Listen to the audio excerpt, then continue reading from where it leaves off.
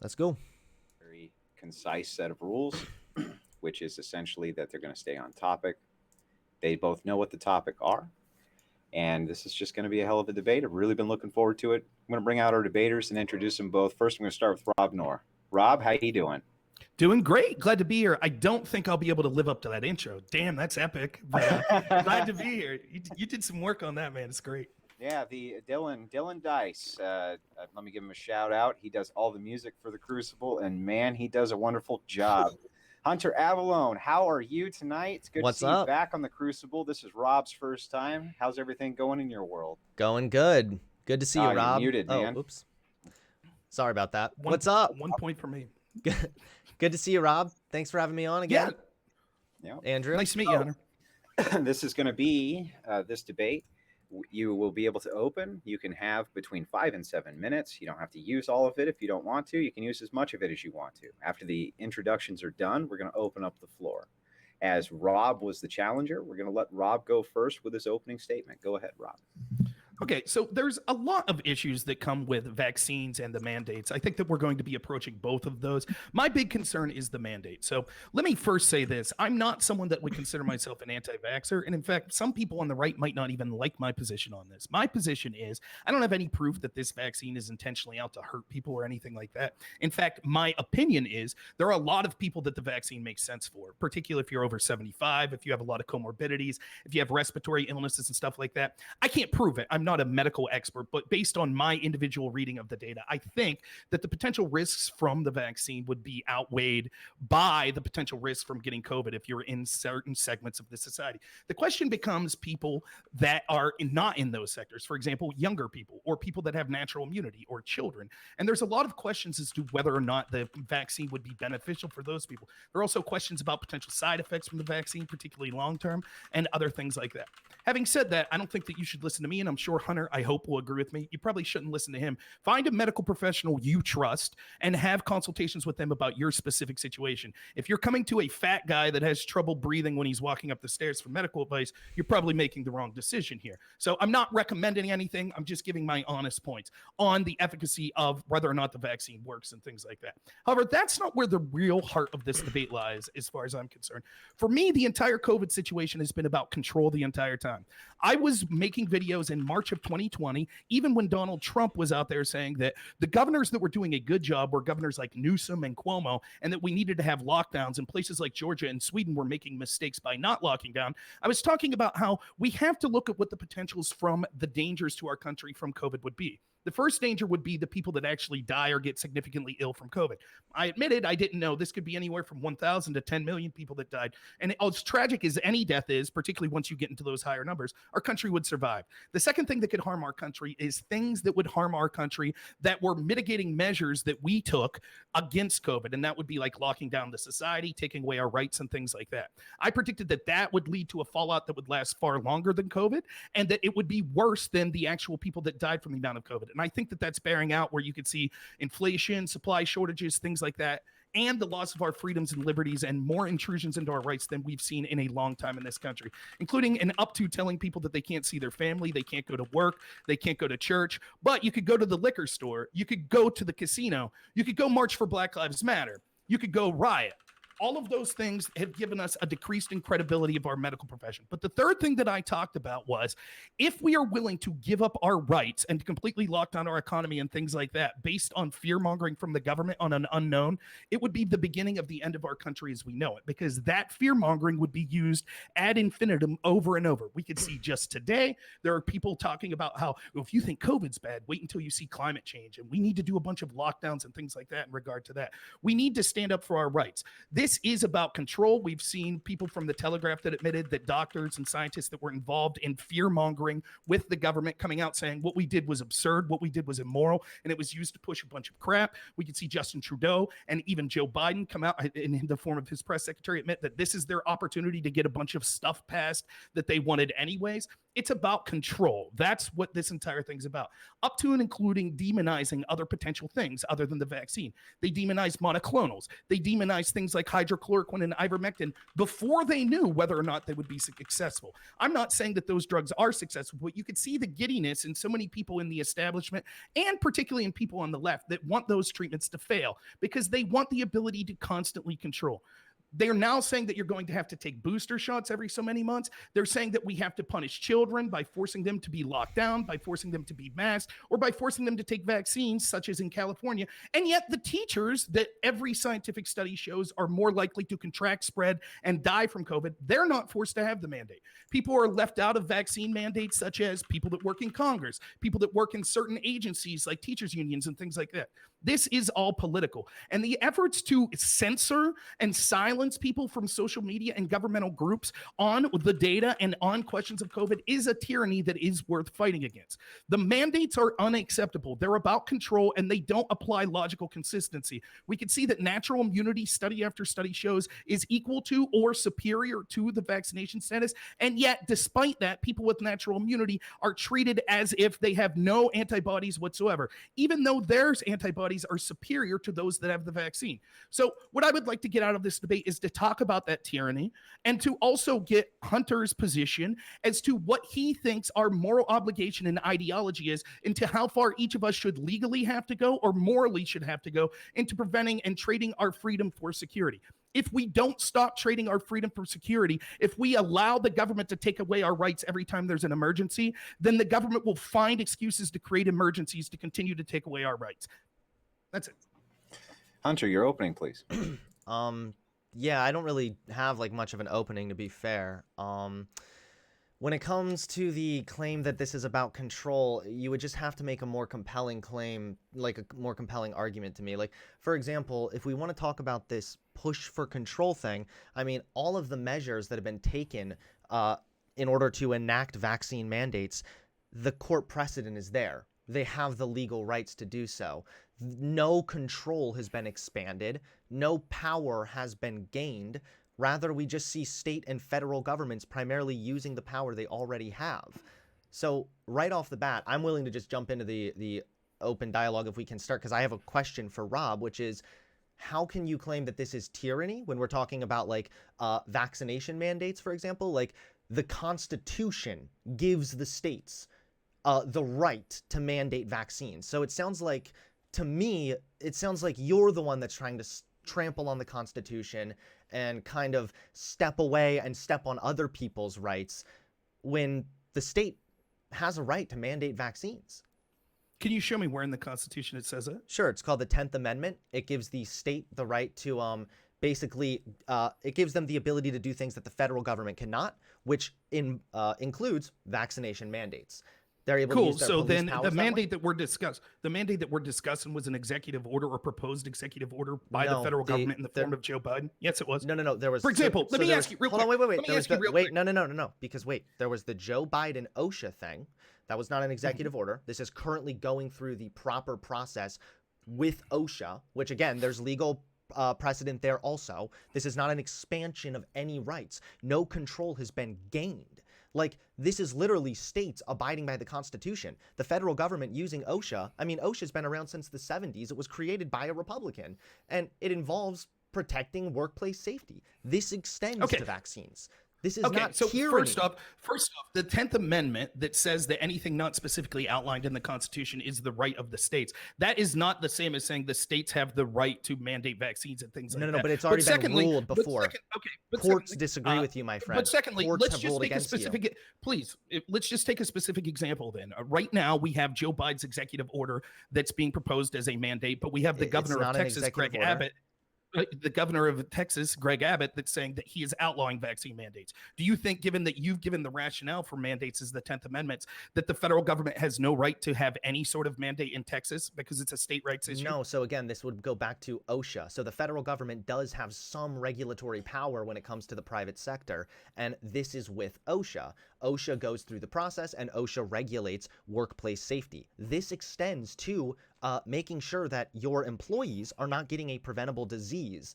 This is involves the federal government, yes, being allowed to mandate private businesses enforce vaccines on a certain standard. I can read you an actual thing if you want. The question, but again, you can see that you've contradicted yourself massively already. So your How? opening statement How said have I contradicted Hang on, myself? hang on, Rob. Let him read what he has to read. Well, no. Go ahead. I Okay, want to know I'm how I've sorry. contradicted myself. Sure. When I asked what the rationale was, in fact, unprompted, you in your opening statement said that this wasn't tyranny because the 10th Amendment. That was the reason you gave, because That of the was 10th one Amendment. of the Well, reasons. right, but that's the first reason you give. The 10th Amendment specifically says if it's not specifically outlined in the Constitution, that's the right of the states. So if it's a states' rights issue and the state of Texas says we're not going to allow any vaccine mandates here, where does the Constitution say that the federal government has the right to override that? It's not an overriding anything. So the Texas Sure it thing, is. we're going to have to see how that plays out. But again, just if the 10th Amendment, hold on, do you think that this means the federal government can't do anything then because the 10th Amendment, no, that's not how this works. So I talked about the 10th Amendment in the broader context of the fact that there is large legal precedent here. This goes back to your main claim, which is that this is somehow about control, which is frankly ridiculous. So, for example, there's over 200 years of court precedent when it comes to states' rights to mandate vaccines. And then I brought up the 10th Amendment there because states also have a right to mandate vaccines. However, the federal government also can make some workplace safety regulations. Granted, they could never do a federal vaccine mandate across like the board. Like if you're an American citizen, you must be vaccinated. The federal government couldn't do that. That would be an overstepping of government rights. But when we're talking about actual OSHA, this is going through the legal process. It's playing out. Now, I will say that this could be argued that it's might be like a legal gray area, but again, there's already precedent there with other things that OSHA has done. So this is not tyranny. Nothing. This is clearly a further encroachment than anything OSHA has ever done. They have never mandated vaccines in the name of workplace safety before. They've never punished employers for the medical decisions of their employees. That's never happened. And I'm just pointing out. We'll move on to a different subject, but it's quite clear to anyone listening. Please, I let you speak unfettered.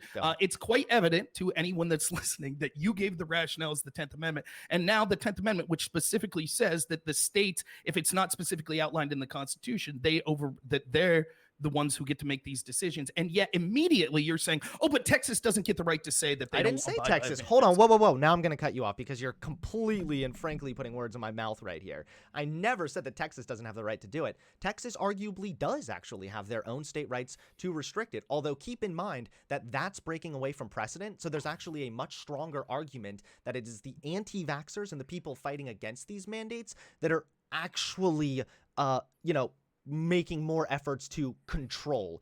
Literally, you had the Texas governor saying first, well, no, we don't need to invade private businesses. And now all of a sudden they're saying, no, you're not allowed to mandate vaccines.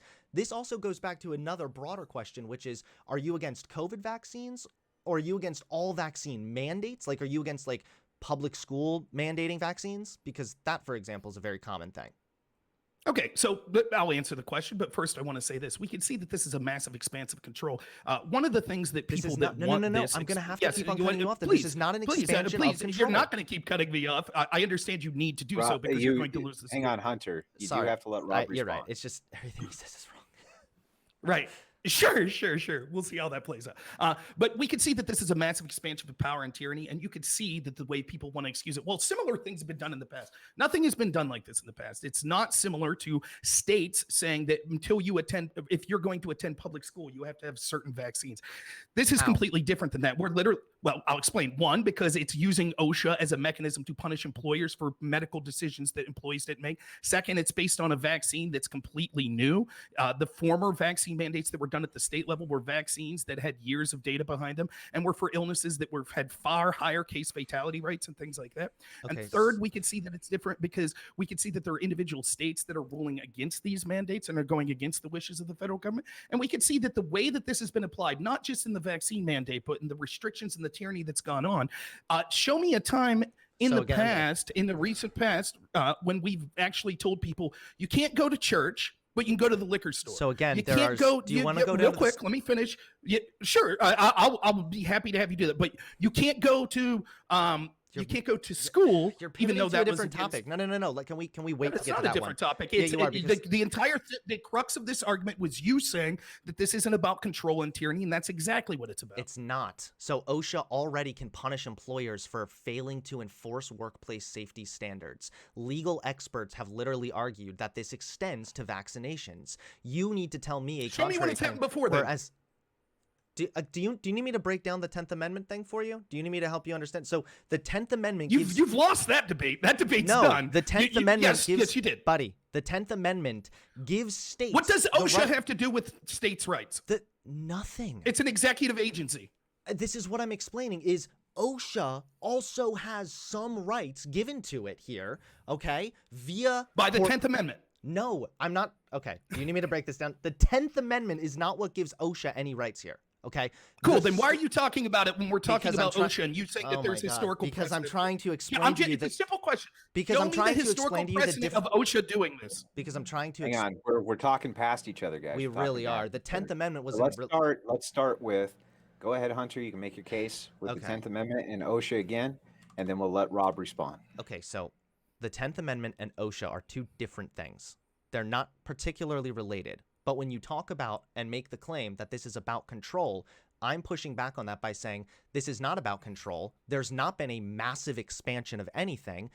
When we're talking about the 10th Amendment, this gives the states the right to mandate vaccines. So if states want to enact vaccine mandates, they can. And also, as a side note, to address your quarantine thing, they can also mandate lockdowns and whatnot also. The Supreme Court has ruled this once in 1824 and also in 1902. So they also have the right to do that. So my claim there is that on a state level, there's not an expansion of power, so it doesn't make sense that this is about control. And next, as a separate point, the OSHA thing, okay, also means that the federal government also has, although not as much as the states, a broader power in order to regulate workplace safety through OSHA. Now, again, this has to play out through the legal channels. You keep saying it was an executive order. It's not. Before this debate, I was just reading about how it's being reviewed. It's going through the process. There are literally laws that allow for the ETS, the expedited way that they're using this. All of this is here. This is not an expansion of power. So that's why I'm pushing back about it being controlled. So just to be clear, the 10th Amendment and OSHA, these are two separate things. Right. So stop conflating. We've already dealt with the 10 amendments. You've said that these sort of things have been done before, but there's two ways to push back on that. One, I'll ask you again, show me an example of OSHA doing this in the past. Well, there hasn't been an example of OSHA doing this exact thing in the past, but what I'm saying is Show that me them OSHA doing something similar. Sure. So in June, they enacted different workplace safety guidelines in order to keep people, I think, social distancing and wearing masks in certain So just businesses as COVID well. related. So you can't show me an example before COVID. Well, I could try to find one for you. I mean, it's existed since Sure. the 1970s. OSHA primarily exists to make sure that the employees are kept safe in their work Sure. environment. So that makes sure that you are aware So of for the... example, let's just ask you this. Let's say that at the onset of the HIV and AIDS pandemic in the mid 80s, let's say that will you agree with this? There were a lot of people that had serious questions about how HIV spread. Some thought it was through aerosol and things like that, correct? Sure. Yeah, I'm not too familiar, but yeah. So if OSHA would have punished employers that said you have to test all of your employees for HIV, and anyone that's HIV positive has to take specific health measures, such as specific treatments and things like that, medical treatments, you would have said that's fine. OSHA has the right to do that. So I would push back against that right away. So the law actually recognizes the difference between a vaccine and a medical procedure. So there would actually be some pushback if they said you need to undergo some kind of surgery, you need to undergo an actual medical procedure. Vaccines do not extend there. So I'm no, not talking I don't know about how surgery. I don't know talking how about I would go with, like a medicine. I don't know what I would say to some hypothetical thing that happened in the 80s with HIV. I'm not too concerned about it. Again, your claim is that this is about control, and all It is. You're saying this is about control when I'm telling you that the legal precedent exists for the state government and federal government to mandate these vaccines. Again, so he just said that the law. It would be an overstep. It would be an overstepping, just to be clear, of the federal government's rights in order to, if they came out and said, any American citizen, you must get vaccinated. If they said that, Okay, that so would be a violation. what he just said, in specifically to the context of OSHA, we were talking about OSHA and potential HIV things. I was talking about them forcing medications and stuff. He said that the law is very specific, talking in the context of OSHA, saying that vaccines, that's legal, but not these other things like medical procedures. Can you point to me the law that says that OSHA has the right to issue vaccines to people, but not other medical procedures? I didn't say that OSHA did that. I said that generally the law recognizes a difference between workers and employees' ability to employers' ability to mandate vaccines versus mandating some kind of like actual medical procedure. If you want to go like look it up, you can. This seems to be kind Sure, of the I'll look move. it up. This seems to be kind of the move with a lot of the like anti-vax debates I have, which is just like you guys start asking like 20 questions, and then if I don't have the one answer off the top of my head, you're like, aha, see, major contradiction. That's but like what's going on. Let me tell you what's going on. I specifically talked about how this was tyranny and this type of control, particularly in the mechanisms that they're using, such as OSHA punishing employers for their employees not taking medical procedures that which they wanted, they've done is before. Unprecedented. It's not unprecedented. Real quick. So I'm not asking a gotcha question. You're saying none of them. That's not true. OSHA's done that before. I'm saying cool. I've looked for that and haven't seen it. Can you provide me an example? No. So what I was responding to is that OSHA has absolutely punished employers for not regulating workplace safety. That has nothing to do with vaccines. No, it does. That's where we're disagreeing here. Is workplace safety absolutely does. This is what this is what the legal experts have argued. But again, we're gonna have to see this play out in court. There might be, something that I'm missing here. Maybe it's not right. Maybe the court will strike it down. But again, this isn't an executive order. We're going through the legal channels. This isn't an expansion of government power. Now, if Biden came out and said, I'm creating a new agency that allows me to mandate then maybe, yeah, okay, something. But like, OSHA exists. It's existed for decades. It exists to protect workplace safety, and that also extends to vaccines. Now, if you don't like that, that's fine. But at the end of the day, this doesn't support your claim that this is tyranny or something of that matter, when in reality, this is just using legal channels that already exist. Secondly, I did want to address something. Let's focus in on this, right? So again, the reason you're saying that's not tyrannical is because this has been done before, but you can't give an example of when OSHA's done this before. I'm not Real saying quick, that they've done it before. Please, I let you talk. Yeah, you gotta let You're respond. right. I have cut off a lot. I'm sorry. Yeah, that's so this is the mechanism through which you're using it. You're saying, well, there are things, for example, we accepted OSHA, and we've accepted that OSHA is allowed to mandate worker safety. We've accepted that they could punish employers. And we've accepted that states could do certain things when it comes to saying if you're going to go to public school that you have to have a certain vaccine. That's been around for a long time and things like that. And so because of that, if those interpretations are being massively expanded to doing things that we've seen that are unprecedented in this country's history, such as punishing employers because their employees aren't taking certain medicines, or such as locking down people from their jobs, or such as simultaneously while allowing people that politically disagree, like Black Lives Matter, to subvert the very CDC orders and guidelines that were being issued and specific local ordinances that were being issued. And so it would be the equivalent of this.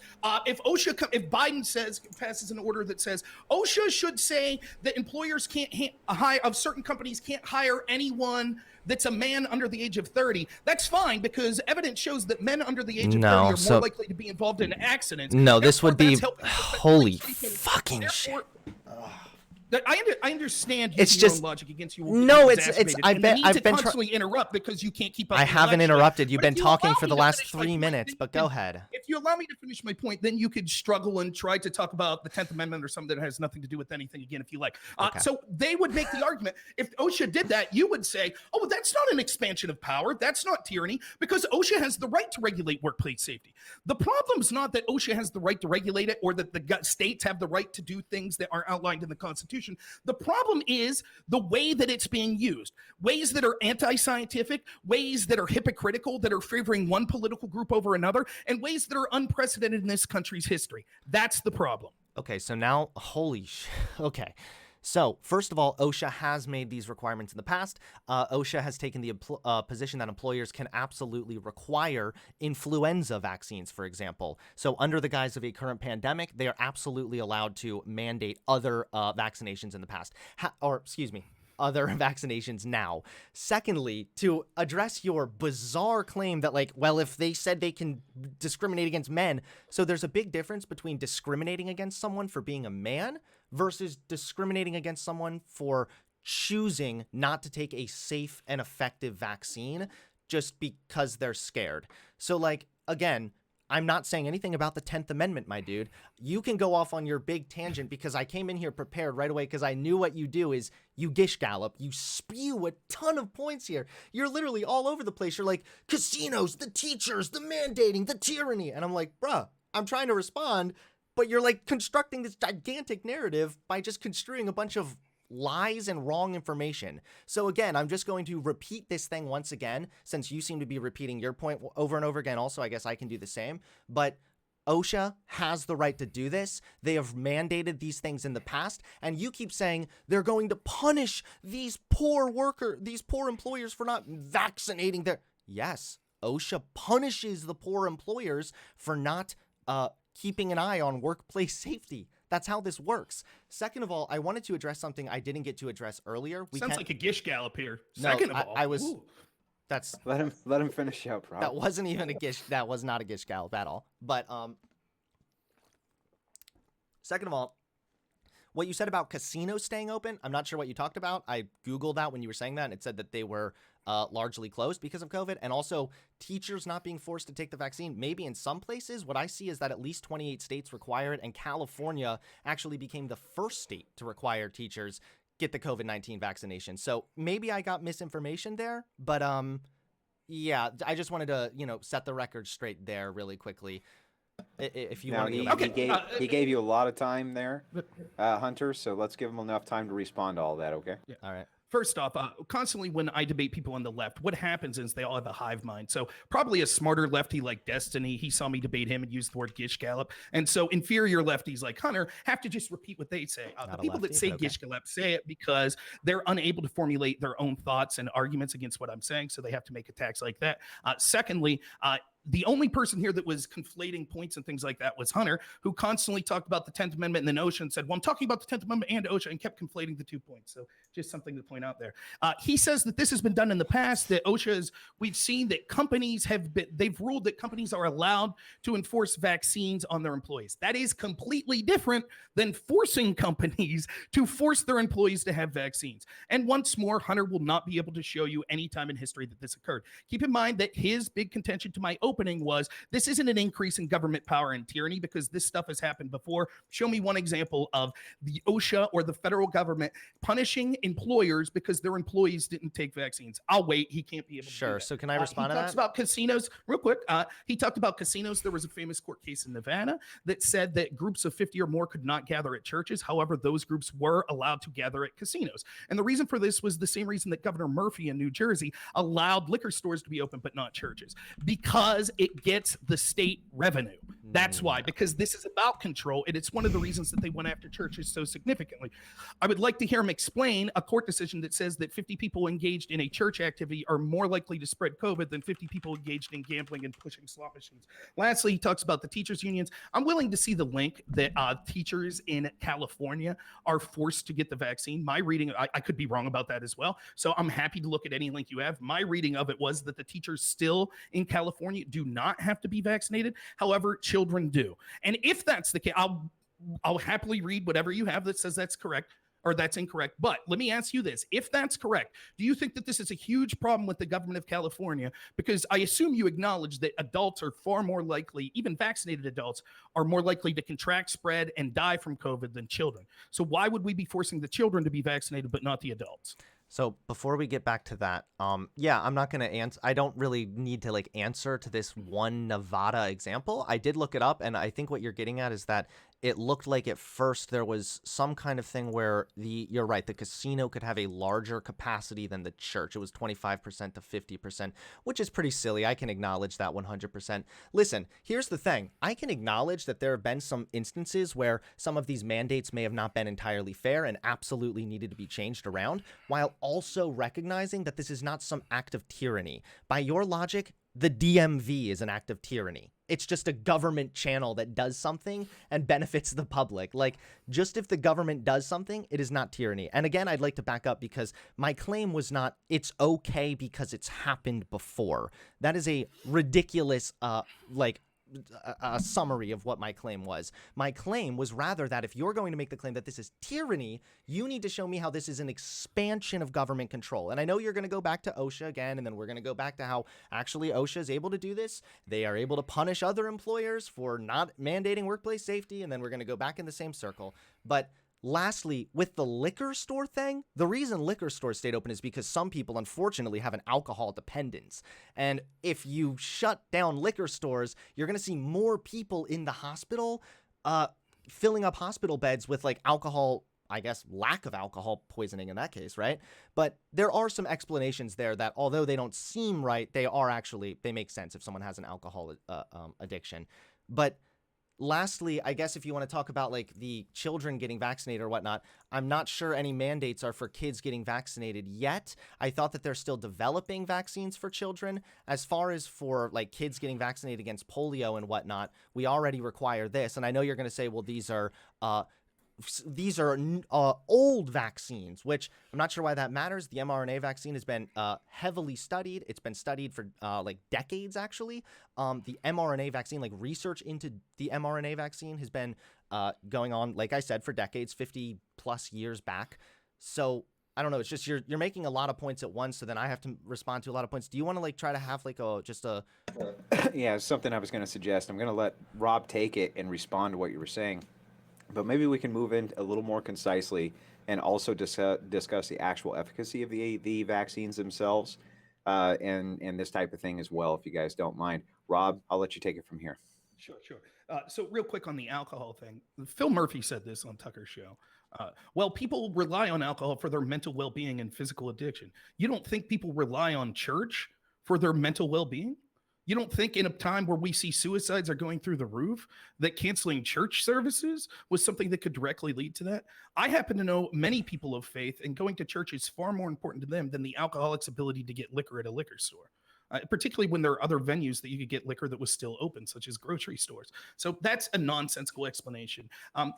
On real quick on the California thing, I didn't hear a response. The mandate from Gavin Newsom said that as soon as the FDA approves vaccines for children, then children will be forced to be vaccinated to go to school. That's what the mandate says. Oh yeah, 100%. Right. That's good. Yep. Okay, and if it's approved, teachers, yes, do you have absolutely.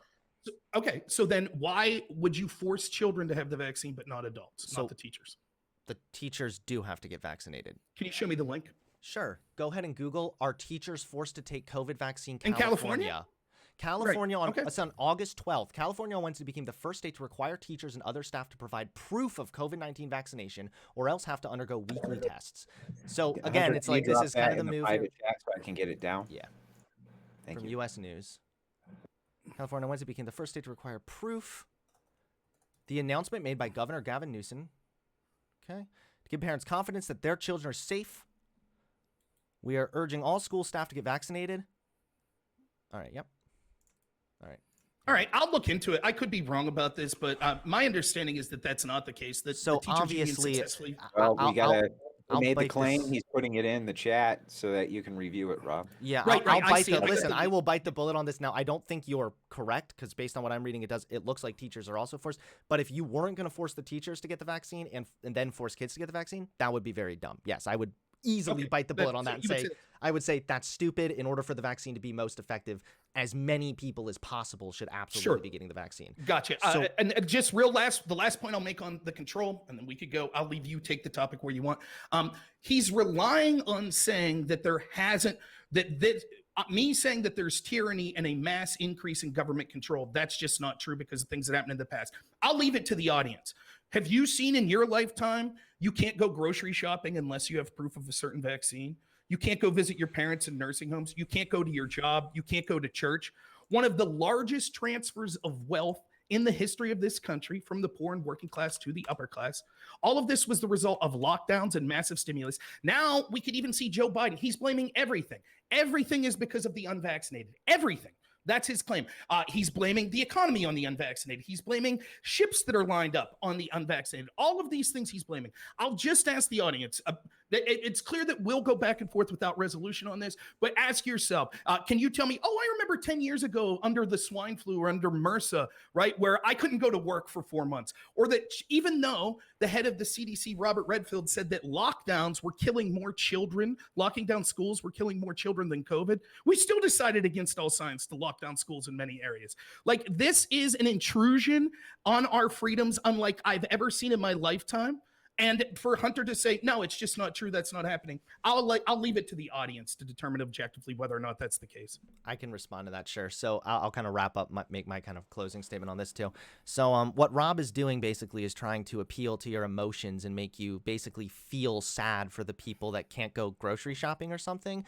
At the end of the day, the states have a right to mandate quarantines and mandate lockdowns. So if we want to look at an 1824, I know that was out of your lifetime, Rob, so you probably don't remember it. That's okay, but it's happened. The court precedent is there. In 1824, the Supreme Court ruled that it was acceptable, again, with the 10th Amendment. And what we are seeing, by the way, is state restrictions. So that absolutely applies with the 10th Amendment here.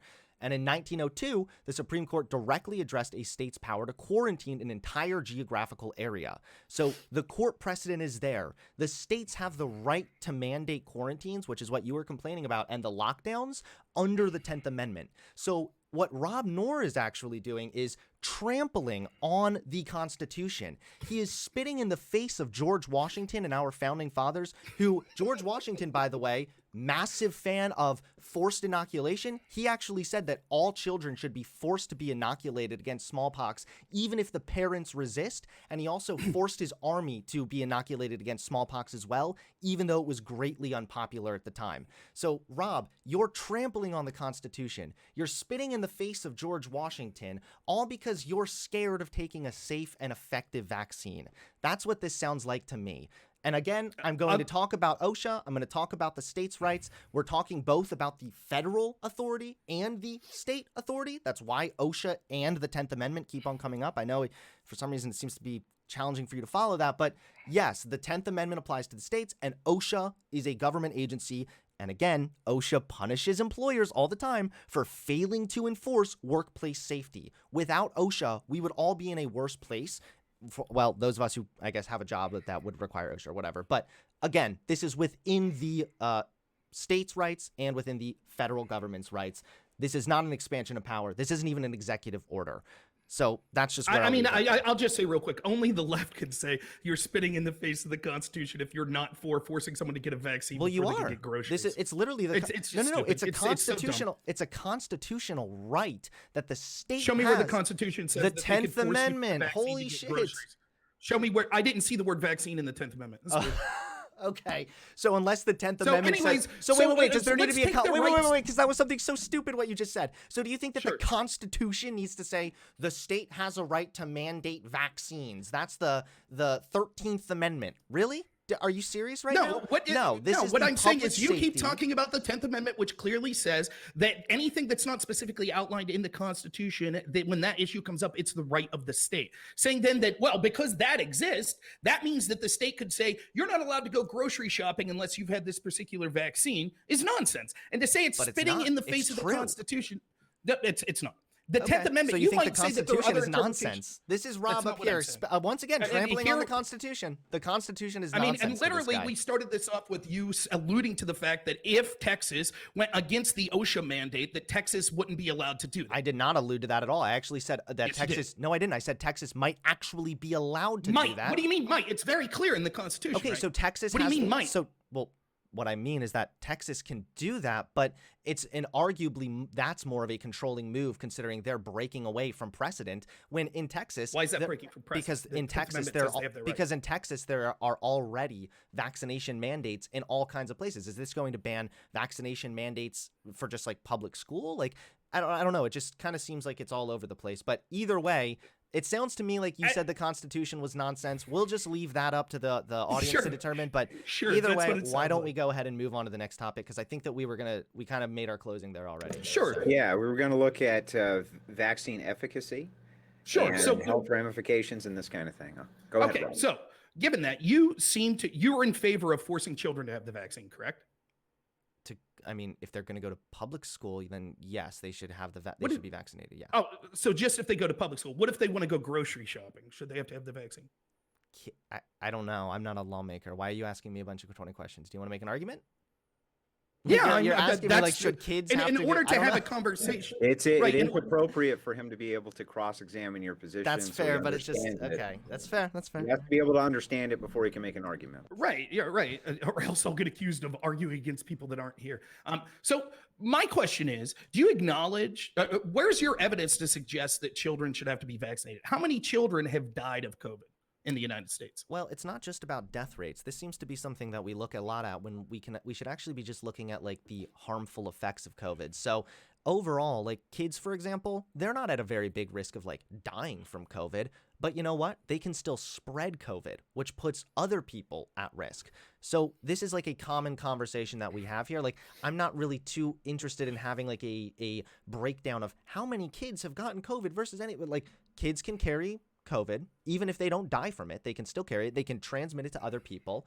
And keep in mind that, again, even with people getting vaccinated, since we have the Delta variant, which is both more contagious and spreads more easily from children, it only makes sense that the more people that are not vaccinated, the more likely we are to experience breakthrough infections, and this pandemic is going to continue. So Okay, let me do it this way, right? Let's get to where ideologically we come from in our positions, right? So let me just ask you this. Do you think the government has the right to force people to take vaccines because they spread it to other people, or because and you have the right to force people to make choices that are healthy for themselves? Do you understand what I'm saying? Yeah. So it's not nearly as much about the government protecting the individual. It is much more about the other people thing. So like, Gotcha. I mean, absolutely, yes. That's fair, because certain people are on different sides of that. So it's important to know where you're at. Given that, Joe Biden, when he gave his speech talking about the mandates, he said that if you're vaccinated, fully vaccinated, that you have a 1 in 160,000 chance a day of being hospitalized with COVID. Do you agree with those numbers? So what Rob is doing now is trying to pivot away from the main subject and ask me specific questions. And if I agree with some weird quote I've never heard about from Joe Biden, that changes absolutely nothing and really has no bearing on this conversation. No, that sounds like an exaggeration and probably doesn't mean anything. Thankfully, we don't need to listen to Joe Biden for shit. We can just look at the numbers and actually look at the rates of hospitalizations among vaccinated with COVID and unvaccinated with COVID. He did say we don't have to listen to Joe Biden. You heard it right here. Thank you. I'll take that. You don't. This is the thing is I already am somewhat familiar with Rob Noerr's position, and I understand that you don't trust the quote unquote experts, and I assume that means Biden and Fauci maybe in this aspect. But like, fine, fuck it, fuck Joe Biden, fuck Fauci. You don't need to trust any of these fucks to look at the actual real world data that we have that shows that this vaccine is safe, beneficial, and effective. And I also really disagree with Rob's perspective that only like older people should get it, because again, the immune and compromised people that are already at risk are put at higher risk when we don't get vaccinated, because just if we're not going to die, well, we don't want to spread COVID to our neighbor. We also don't want to have to suffer through the possible long-term negative effects of COVID. I don't want to risk infertility. I don't want to risk all this shit. I would much rather just get a safe and effective vaccine and then go about my life and make sure that I'm, doing it in the interest of myself. I personally chose to get vaccinated because I want to be safe, but also I do recognize the moral obligation that I feel that I have anyway to get vaccinated, because in order for society to function, we all have to make certain sacrifices in some ways or another. So yeah. Okay. So it's a couple things to say. One, for someone who has the nerve to say someone's gish galloping, you're doing a damn fine job of it yourself. Second, I thought we were focusing the conversation. Notice how I was asking short questions and then you went off on big 3-minute tirades. So just so you know, BPF, I will be responding in kind in a large block like that, because we tried to break it down in 100. Well, you have to be able to respond to every single thing that's said. Oh, don't worry. This is a steel trap, man. Don't worry. No problem.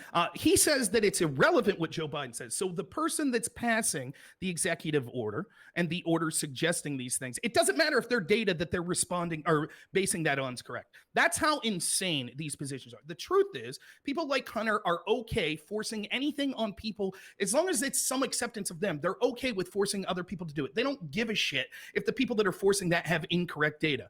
keep in mind that we're currently censoring people on social media and other platforms that want to ask questions about this.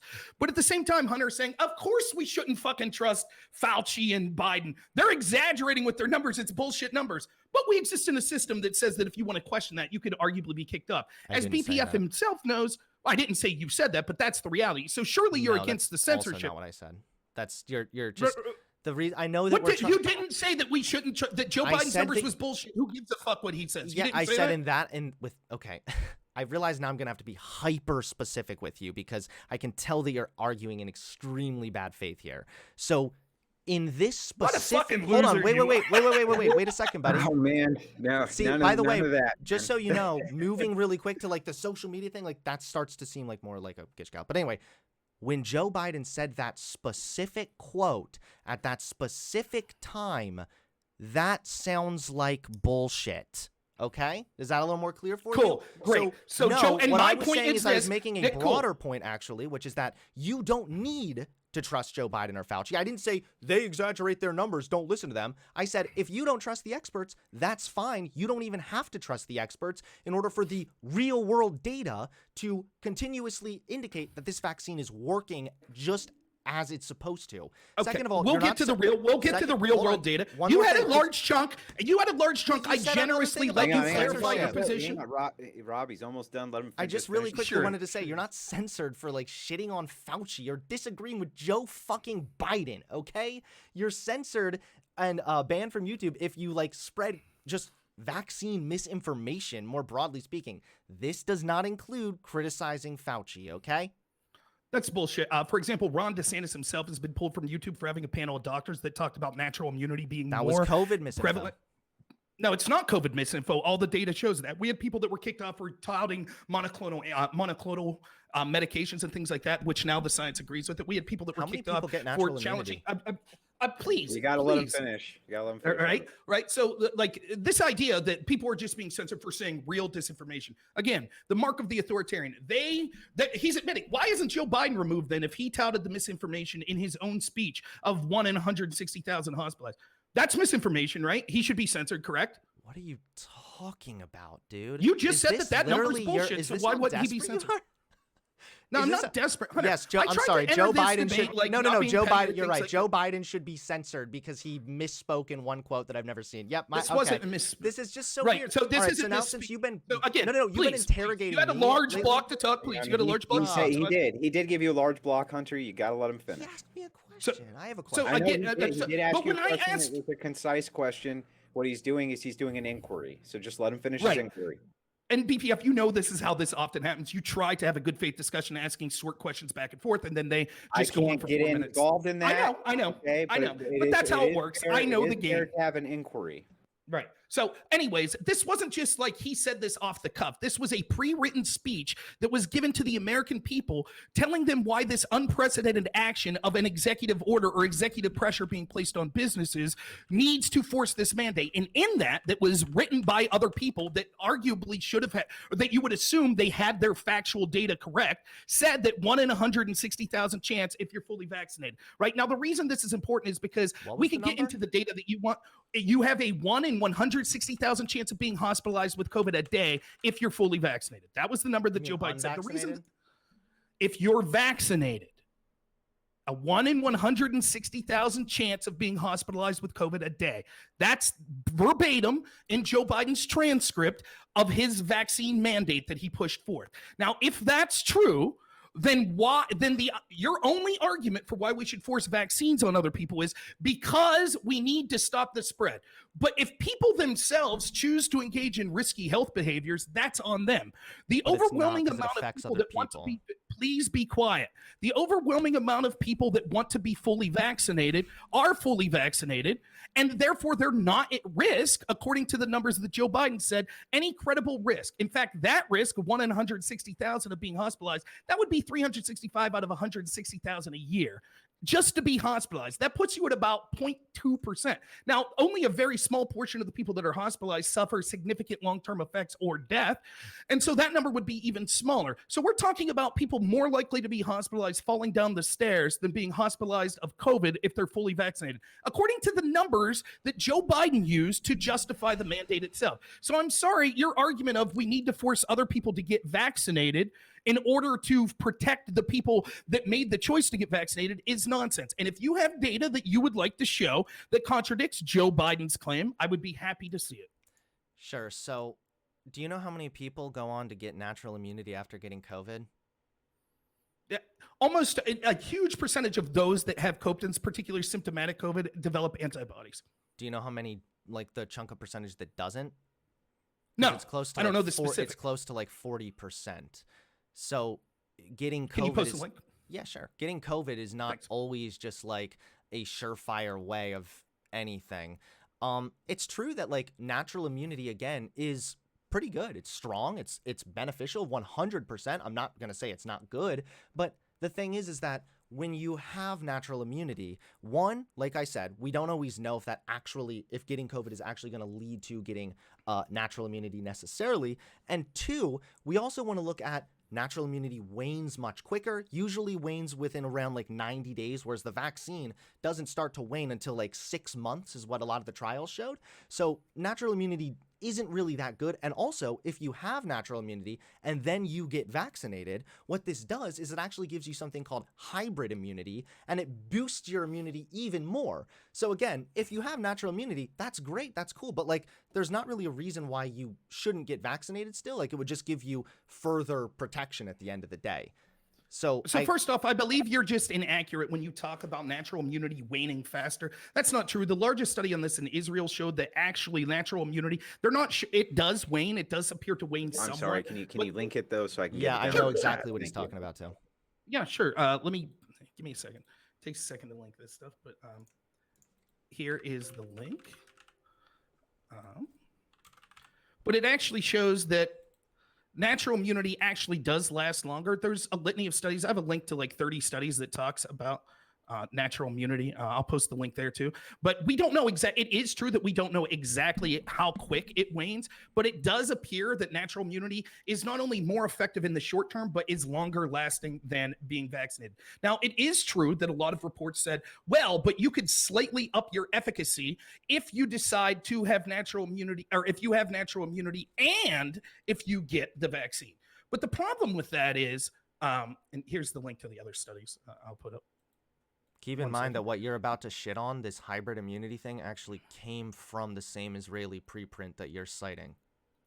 So the Israeli preprint that you just cited, you're now shitting on what it also talked about, hybrid immunity, and explained why it's still good to get vaccinated. If you want, I'll get to it specifically. So what it's talking about is a slight uptick if you have the vaccine and natural immunity to your protection. The question is that slight uptick, one, worth infringing on people's freedoms, and second, worth the possible side effects that we get from the vaccine? So I'd like to read you something from a doctor that analyzed that study. This is from Dr. Aaron Kheriaty.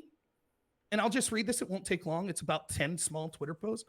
My response to the following claim, okay, yes, natural immunity is superior to vaccine immunity, but people should get it anyways, is as follows. Can he not read? I don't think he should be allowed to read 10 whole tweets. Slow down. Okay, Slow down all a right. little bit, Rob. That's not, Sure, I can't respond to all that at all. Like, I already conceded. I'll link the studies. So the studies go ahead that and are link it. linked I already to- Hang on. He's almost done. Just let him finish his quote, and then we'll move right back to you, Hunter, and you'll have plenty of time to respond, I promise. Go ahead, Rob. I'm good. Right. So if the previously infected that had natural immunity had 99.74% immunity, and once they got vaccinated, that changed to 99.86.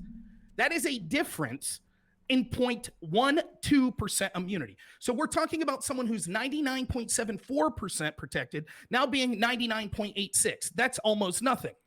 But there are adverse risk effects. And so the conclusion when we go with the adverse risk effects is the following. To prevent one case of asymptomatic reinfection, not symptomatic, but asymptomatic, which is basically nothing.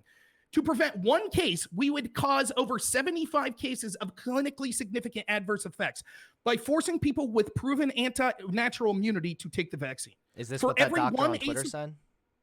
It's what the studies, if you look at the study between the Israeli study and the UK study that talked about, one, the Israeli study that talked about the percentage that you get of efficacy more if you've had natural immunity and add the vaccine on it. And second, if you look at the likelihood of adverse effects from having the vaccine. Now you got to give him enough time to respond. There's a lot there for him to break down. Yeah, I mean, and if he wants to inquire, Hunter, if you want to inquire, you can inquire. You can do an inquiry. It's okay. I would just like to say that, like, adverse effects, I mean, what does that mean? Like, you might have people that don't feel too good for like a day, but like I can cite to you just as easily a systematic, or I'm sorry, hold on, let me pull this up really quickly. Let me just pull this up really quick. I'm gonna make this quickly, don't worry. This is the efficacy and safety of COVID-19 vaccines, a systematic review and meta-analysis of randomized clinical trials. And it said that the mRNA-based vaccines for COVID showed the highest efficacy after first and second dose, respectively.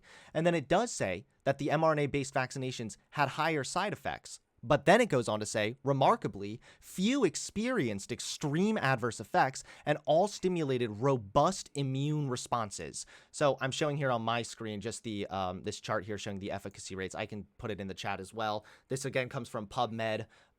Like this is a so what's the does it differentiate between the efficacy of natural it's his immunity? Inquiry. Let him go through his inquiry. No, because I'm not really too worried about arguing with you on natural immunity. Like I've already acknowledged that natural immunity is a good thing. I'm not arguing against it. I think that if you have natural immunity, that's cool. The thing with natural immunity for me is that it like getting COVID doesn't always guarantee you have natural immunity. And I know you had that one number that showed like a marginal uptick. I was just looking at this study here that shows a significant one. So I'm not really exactly sure, but I'm not too concerned again on getting hung up on that because we more like, yeah, natural immunity, it's a good thing. It's better to have natural immunity, of course, than nothing at all. But I'm more interested in just talking about the general efficacy of this vaccine ultimately. And that's why I wanted to cite this meta-analysis, because I think that it really does a good job at showing the one, positive effects of this vaccine, and two, that in this meta-analysis with these randomized clinical trials, there weren't that many adverse events actually reported. Now, I know you might cite VAERS to me, and that's fine, but anybody can add anything to VAERS, and that's not really very helpful data at the end of the day. So, first, that's not true. The CDC itself says that VAERS is helpful data. They might say that it's not the end all be all, but it's certainly helpful data. Else, why would they collect that data? It's clearly helpful. Not verified. The thing is, so for example, you couldn't say like, well, VAERS said that there's 700,000 new COVID adverse events reported as an argument against the vaccine, because we don't know how many of those adverse effects are actually caused by the vaccine. They haven't been vetted. They haven't been verified. Of course, VAERS should exist. Like, we need a place where people can go to report what they might believe to be an adverse effect. Sure. But all I'm saying is that that's not very fair data, considering that, like, I could go and report on VAERS that I had explosive diarrhea after the fucking vaccine, and the vaccine did that to me, and then it would go up on VAERS. Like, there's no real way to verify that data, where when we do have, real verified data here, we can see just this is extremely an effective vaccine. And let me mention, if you're concerned how long about, are you going to go on here? Like, this inquiry is quite lengthy. I don't know what I'm like. Do you want to cut in? Do you want, like, we can go back and forth? Yeah, sure. If you're worried about the adverse events, you're gonna really hate COVID. We can't hear you, BPF. Oh, sorry. Yeah. Your inquiry was a little long too. I'm going to allow it. We both have been I feel like we both get the floor and then just start talking a lot. So yeah, and that's okay. Hunter, you can finish your inquiry. It's fine. All I wanted to say is that if you really think that the adverse effects of the vaccine are that bad, then you're really going to hate getting COVID, because the effects of COVID would be way worse and also have way harsher long-term effects. Whereas the vaccine, you might feel shitty for a day or two, but in almost every single case, people are fine. Okay, so the problem is the data that you're citing doesn't differentiate between people with natural immunity versus people that have the vaccine and the efficacy of what the people with natural immunity have. What it says is, but if we have them be vaccinated too, that could be good as well. The question is, how many cases would it prevent? So if we take everyone with I'll just ask you straightforward. I don't need to go on forever. How many cases would be prevented if we forced everyone with natural immunity to take the vaccine? What's your study say? I don't know about, again, I thought we already conceded the natural immunity thing. BPF, am I confused? Didn't we already move past the natural immunity thing? Am I wrong here? Like, I'm not sure what you're muted again, BPF. BPF, muted. We can't hear you. Well, he's letting me take over. It's time to talk about Jesus. Hang on. Hang on. Listen, it's okay at this point for him to cross-examine what you're saying. Okay, It's his turn to do that. Go ahead. I know that you think he's moved past that, but he has an opportunity now where he can cross-examine your position. Go ahead, Rob. Right. We haven't moved past natural immunity because you're recommending that those that have natural immunity should be forced to be vaccinated. Right. And the question is, okay, if we're going to take a very unusual step, and you could say, but there's precedent for it and things like that, fine. Even if we say that there's precedent for it, which there's not in the way that this is being done with the vaccine that's so fastly developed and things like that. But even if we do concede that there would be precedent, which I'm not, but for the sake of argument, I will, you would have to say why we're allowed. What's the threshold for forcing people to take a medication against their will? What would that threshold be? And if it would save, maybe if your argument is, well, if we force people with natural immunity and children to take the vaccine, it would cut cases down by 70%. That would be one thing. But you can't give that number. You say, no, I don't care. I recognize natural immunity is good. And I don't know what the number of, if we force them to be vaccinated, how many cases would be cut down. But I've moved past that. That's not moving past that. And Okay, if you're so going can I to respond force out of people that? to take Medicaid, real quick, You I'll can't. finish real quick. Yeah, you can finish, and then of course you can respond, Yeah. Hunter. The impetus is on you if you're recommending that the government force people to take medication against their will to prove that it would have a significant effect. And you're just saying, no, I concede natural immunity is good. Let's move on. Okay, so no, I'm not at all. So first of all, natural immunity, like I already explained, arguably wanes faster. And even if it doesn't, again, you just have a more predictable immune response when you go with the vaccine. I don't know why you're so hung up on this natural immunity thing. I don't have data comparing how people with natural immunity fared with the blah, blah, blah, blah, blah. We actually, you know what? Hold on. I could be wrong there. I think there is CDC data that explains the natural immunity thing and shows that in a lot of instances, like I said, people don't even go on to develop antibodies. I'm not too sure what the main... Can we talk a little bit more about why you're so hung up on the natural immunity thing? The thing is that if we want to achieve herd immunity, then yeah, like upwards to like 90% of the population needs to be double vaxxed. And right now we're only at like 54%. So Where's that data that 90% needs to be double vaxxed? sure. I can find this source for it. I'm actually Fauci not, said 70, then 80, then 85. I didn't say any Correct. numbers. You put numbers in my mouth. No, that's I'm what just now Fauci saying. said. I said Fauci said 70 was needed for herd immunity. Then he said 80. Then he said 85. Okay, And so also, the number problem is, might vary, I'm but unaware of just- anyone. I'm unaware of anyone saying that number has to be the percentage of people vaccinated. It needs to be the percentage of people with antibodies. All right, which let me means just we would speed through include some of the these. vaccinated. You have to let him respond too, Rob. Yeah, I'm You gonna jump just in. speed. I think I'm just You gonna let speed him- through these let- points just- here because just let him. at Let this him, point, hang Rob, on. Just hear me out, Hunter. I know you guys are having a spirited back and forth. I love the spirited back and forth, but I don't want it to get to a place where you're talking past each other and nobody can understand what the hell you're talking about. So if you can start again, Hunter, and we'll walk through this. That way the audience can understand and the moderators can understand. Go ahead, man. sure, I kind of forgot where I was gonna go with this because there are just so many things I need to try to address all at once. So, I mean, even earlier you mentioned like this sped up, rushed vaccine thing. I don't know who you voted for. I don't know if you're like a fan of Donald Trump or not, but actually, Project Warp Speed was something that I credit Trump with because it was a really good thing that did expedite the process of developing this vaccine, but it certainly did not cut corners. So just to make that clear, first and foremost, when you say, oh, well, they sped it up, they rushed it, not true. There have been human clinical trials with mRNA vaccines going back to 2013. mRNA vaccines and COVID vaccines have been being studied for 50 plus years, and we already had the general understanding of a vaccine for coronavirus, and then along came COVID-19. It was a perfect storm that worked together with Project Warp Speed. Thanks to Donald Trump. Shout out to Donald Trump. I'm going to credit him. I'm not afraid to do it. He did Project Warp Speed, and that absolutely benefited us. So I push back immediately on your claim that this was like a rushed, expedited thing, because I feel like when you say that, you're trying to make it sound like it's not as safe. That's gonna get clipped. That's gonna get clipped that you gave Donald Trump credit for that. I'm clipping it right in the clips, Go guy. for it. Guys, on I'm in. not a partisan hack. I don't give a Rob, fuck. Like you're, I'm. you're, Your vote next year is what you're saying, or no, 2024. Yeah, I'm gonna say. Wait, All right. is there like- So to respond to 2 points there. First, the idea of this being right. It's not just that it's rushed, though that's part of it, and I'll get to in a second, but it's also that because it hasn't existed for a long time, we don't know the long-term effects of the vaccine. We just don't. It's Okay. impossible to know that. And there have been vaccines in the past that we've had to pull off the shelf after they've been on and approved for a certain period of time because we realized when we saw long-term effect, we have no way of knowing the Vaccines, long-term really? effects until Because you asked. Yes, so all right, you asked me for an example of the gotta OSHA let thing. him finish. Let him finish, Hunter. Yeah. So, I anyways, was actually trying. I wanted to but talk to the this. point of it being rushed, I'll just say this real quick. The narrative from all sorts of experts, including the bulk of our mainstream media and the Democratic Party, was that it would be impossible.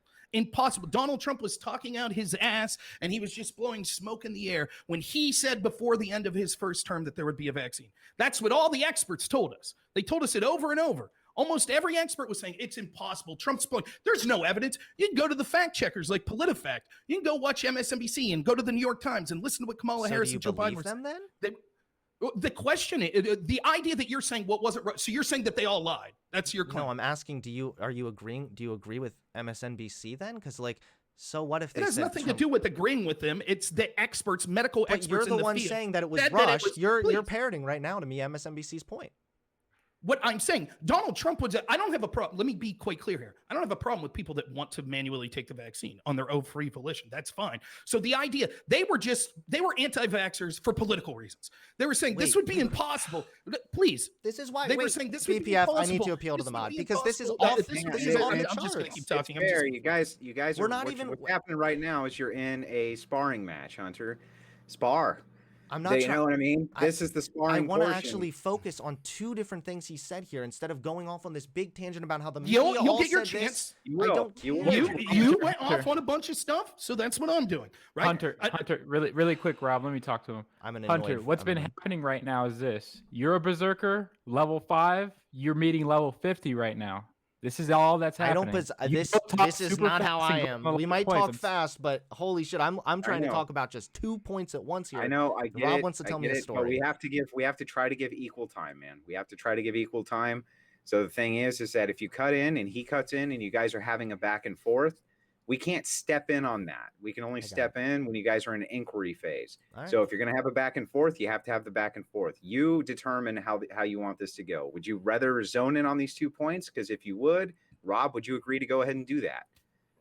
Sure, he can zone Okay. in if he's So go. willing to not just expand for 5 minutes. Right. Yes. So if you want to zone in on these 2 points, Hunter, we can do that. The Mhm. floor is yours. And the point was that there's never been a time, or the point was that we don't know the long-term effects of this thing, and also that it was rushed. So I just want to focus on these two things. So with the long-term effects thing, most vaccine negative side effects reveal themselves within like a couple hours to 2 months maximum. As far as my understanding, there's never actually been a time in history even where vaccines led to some long-term side effect, like 10, 15 years down the line. This is because vaccinations usually develop just a quick payload. They go in, you build up immunity, and then your body kind of discards the rest of it.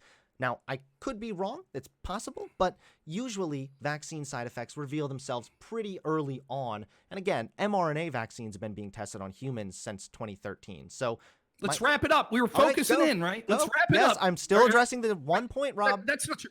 So I've seen data that suggests that we've had vaccines that were pulled off the shelf after they were on for months. And there are things that come from medication. Hell, we're just learning today something like aspirin. Oh, they said it was good. They say it's not. They say it's good. They say it's not. We have long-term effects from vaccines that occur all the time. Watch daytime television and you can see that there are lawsuits for people that have taken vaccines and other medication that we didn't see adverse effects in the initial phase, but we saw them years down the road, such as things like fertility, things like inflammation of the heart, and things like that. So it's just not true. And the point is, right, this is where you lose the debate on this is if you're acknowledging that there are groups of people that are at almost no risk of serious effects of COVID, such as people with natural immunity or people that are young children, etc., why would we force them to do something against their will when there's very little benefit to that for them and you're incurring risk to them? That's the problem. And I already read the data that showed that for every one asymptomatic case that we would prevent from vaccinating those with natural immunity, you would have 77 serious adverse effects. So this kind of goes back to the no medication is 100% perfect thing, right? So like obviously aspirin, very different thing than a vaccine. Like I said, according to the doctors that I've read, there have been very few vaccine recalls. And if they have ever taken place, they're usually from the vaccine manufacturer. And it's not because the FDA doesn't usually step in with any kind of health related issue there. So usually no. Vaccines, the negative side effects usually reveal themselves in a pretty short amount of time. Yeah. You keep saying, like, should we force kids to get something that could potentially hurt them? So, again, I'm going to ask you, Rob, question here. Are you in favor of mandating other vaccines for kids? not in the way that we've seen done with COVID, but I will say this. It is far more reasonable for vaccines that have existed for years, for illnesses, or existed for years before we mandated them, that were limited to going to things like public schools, and were for illnesses that were So are you okay with that? had a far higher case fatality rate. Are you okay with so how do you feel about schools mandating vaccines? Yeah, like public schools mandating vaccines. It's completely different. There's a question on each and every one of those vaccines, but I think it's in reasonability for public venues to say, look, you have to have certain protections. If those protections are long-term, we know the long-term effects of them, and they're for very serious illnesses. The question that this becomes, But it doesn't have to be serious illnesses. Let me throw an olive branch out to you here, right? I'm not advocating for complete anarchy and lack of government ability to do anything, and I would assume you're not saying that the government has the right to influence every area of our life. Is that fair? Yes, of course I'm not saying that. Okay, so then the question becomes, what is the threshold before the government's allowed to force these sort of things, right? And what we're talking about specifically is they're forcing things on populations because the vaccine mandate didn't make exemptions. It didn't say, oh, exemption for children, for example, as we could see in California, or exemption for people with natural immunity, as we see with Biden's mandate, right? And so the question becomes, at what point, because you wouldn't say for the common cold, well, we're going to force before people go to school for the common cold, they have to take certain types of medication. Everyone has to prophylactically take medication against the common cold. But we already do this for we do this for other illnesses. So like COVID, like for example. What? Well, we already mandate vaccines, right?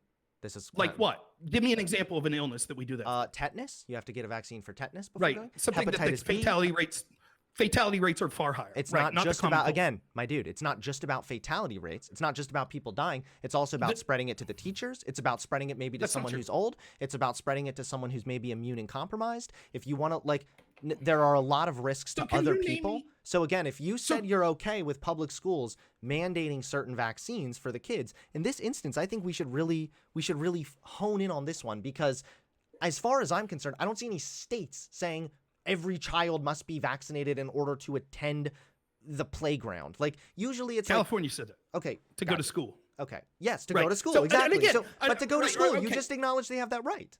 It's completely different because we're talking about this on a level of a vaccine that it's not even approved yet for children. And even once it is, we're talking about forcing immediately at the beginning of its approval, forcing these children to take it when they're at almost no risk whatsoever. Let me ask you a hypothetical question then. But you force them to take other vaccines.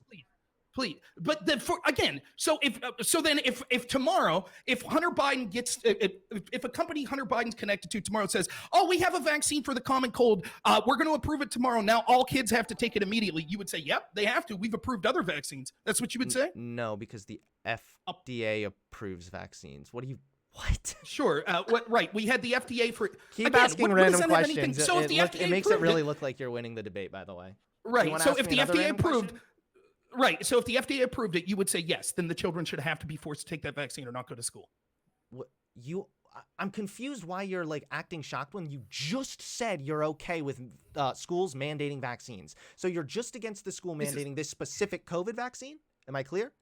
Yes, that's exactly what I'm saying. So, I'm saying because there's not a big risk. There's not a big risk to children from COVID, and because the vaccine is brand new and there are potential side effects. So that's where I would push back on it. Yes, it is brand new. No, it's not. Okay, so how long is it? Did we have a COVID vaccine before this? Yes. Okay, my dude. Usually, when you say brand new, that means that it hasn't been tested or anything. If the vaccine is new on the market, then maybe fine. Maybe there you go. But if it's on the market to begin with and it's approved by the FDA, that means that it has gone through all the proper clinical trials, the randomized tests have been done, and the efficacy has been significantly tested.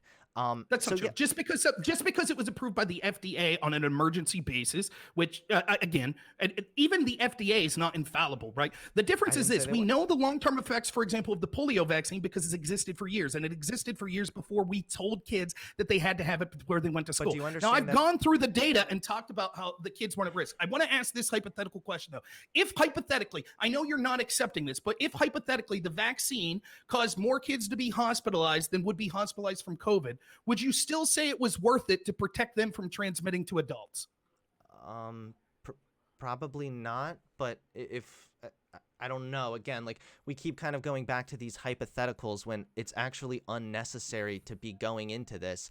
Instead, again, like Hunter, you're losing the literal data debate. You gotta let him respond, Rob. Let him I'm respond. not losing any data debate. I'm asking you something very significant here, and it is you already said you're okay with them mandating other vaccines. You're only against this COVID vaccine because it is a, quote, brand new vaccine. If it is approved by the FDA, that means it's gone through the necessary testing. Okay? So the long-term effects, we do know the long-term effects. Like I already said. Yes, like I already said, vaccine long-term effects usually manifest themselves within 2 months maximum. Now you can. Okay, so wait. Can I ask a question real quick? No. One more thing, because you're accusing me of losing the data debate, but the problem is that the only thing you have now is a fearful future. So possibly we all turn into mutants in the future. So I don't want to get this vaccine, even though all the available data shows it's working. Studies have been done. Long-term effects have been investigated. And vaccines don't usually manifest long-term effects longer than 2 months down the line. So you need to tell me, actually, why you're okay trampling on other people's rights, freedoms, and liberties not to get sick, not to die, not to be infected with a preventable disease, all because you're scared of a shot. You need to tell me that again. one, So Rob. we've gone through the specific data that talked about people with natural immunity, and it's similar with children, that they're so little at risk for having serious adverse effects of COVID that to stop one they would also be- asymptomatic effect, please, They would also to be stop essential. one Let him finish, asymptomatic. Hunter. Yep. Let him Right. finish. To stop one asymptomatic case of COVID, we would have 77 serious adverse effects from the vaccine. You've lost that debate. You're just like, well, we're moving on from that. All right. Do you want me to go look at your data? I mean, I guess we could go ahead and scroll through it. Like, sure, we could look at the data. Natural immunity thing. Again, when we're talking about children getting vaccinated in order to attend a public school, I'm just not sure, like, what else you want me to say to this. You keep saying, well, it's a new vaccine, Okay, it's a new vaccine, cool. it's a new Now, vaccine, I'm gonna but go it's on. not. I'm We going to go don't on have- with my next point. No. Hang I'm on, going to let actually... him finish too, Rob. Let him finish too. I mean, Go for ahead, God's Hunter. sakes, he just went on for 4 minutes, and I Hang speak for 30 seconds, then he I'm goes look- on for I'm 4 more looking at minutes. the clock, me? man. You just Just rambled let him finish forever, time. Rob. And you're like, I don't even know what point you're trying to make. You're telling me that natural immunity is better, so vaccines better. Like, can you help me understand a little bit more? Summarize your point for me, please. Yes, the data shows that natural immunity is superior to vaccinated immunity. And the small efficacy that you incur by having both would mean to prevent one asymptomatic case, we would cause 77 serious medical events to do so. Okay, and got it. that's So what not you're a citing to serious me is case of some COVID that's being prevented. So what you're citing to me is That's an some, like, I would Let like... him finish, Hunter. Let him Sorry. finish I would too. like... Okay. Let him finish too, Hunter. Go ahead, Rob. Yeah, and so that's what I'm saying. The same is true of children. The problem is that what Hunter is basically making this argument. If you're okay with the government arresting people for assault, then you're okay for the government arresting people that just verbally assault someone. You'd be okay with that. You'd be okay. Just because I'm okay with one type of vaccine that's been approved that is massively different than the situation we're seeing now doesn't mean, oh, well, as long as you're okay with schools requiring the polio vaccine, then we should force children to take this vaccine. That it's nonsense. It's a stupid point. And again, the more serious point that I'm making here is you have no data showing if we vaccinated children, how many cases of COVID we prevent. Okay, sure. And So let me the jump data, into this the now. only Nope, data, all right, so, the only data that's being presented is me showing that both people with natural immunity and children are in fact, children are more protected from COVID than even vaccinated adults. Okay, And so I got it, the buddy. adverse You got effects it. that we know that occur, and there are adverse effects that are occurring now, we know that to stop one case of asymptomatic COVID, you would cause significant, and I can provide more evidence if you want. Okay, so Here's you keep evidence You repeating from- that- have plenty of time. Take what you need to respond. Yeah, he keeps repeating that same thing. I don't really know where you're, like, I know you saw that one data that said, like, people might have more negative side effects. Yeah, some people have adverse side effects to a vaccine, but usually they go away within a couple days. Again, I'm looking here at this Nebraska Medicine article talking about COVID-19 natural immunity versus vaccination. A third of infections don't get any protective antibodies. Natural immunity fades more quickly than vaccine immunity. These are different studies. One from the Israeli study. One, 65% That's of not people true. with lower baseline antibody from infection to begin with completely lost their COVID-19 antibodies by 60 days. This is a study I can send you right here. You're telling me I'm losing the data thing, but then you're like trying to ask me a million questions. So here's a study from the CDC showing how the decline in SARS-CoV-2 antibodies after mild infection among frontline healthcare personnel and how it wanes much more quickly than the vaccine. So I know you have your cute little Post it. I'll look at it. Sure. So I know so you have we your, have from the largest.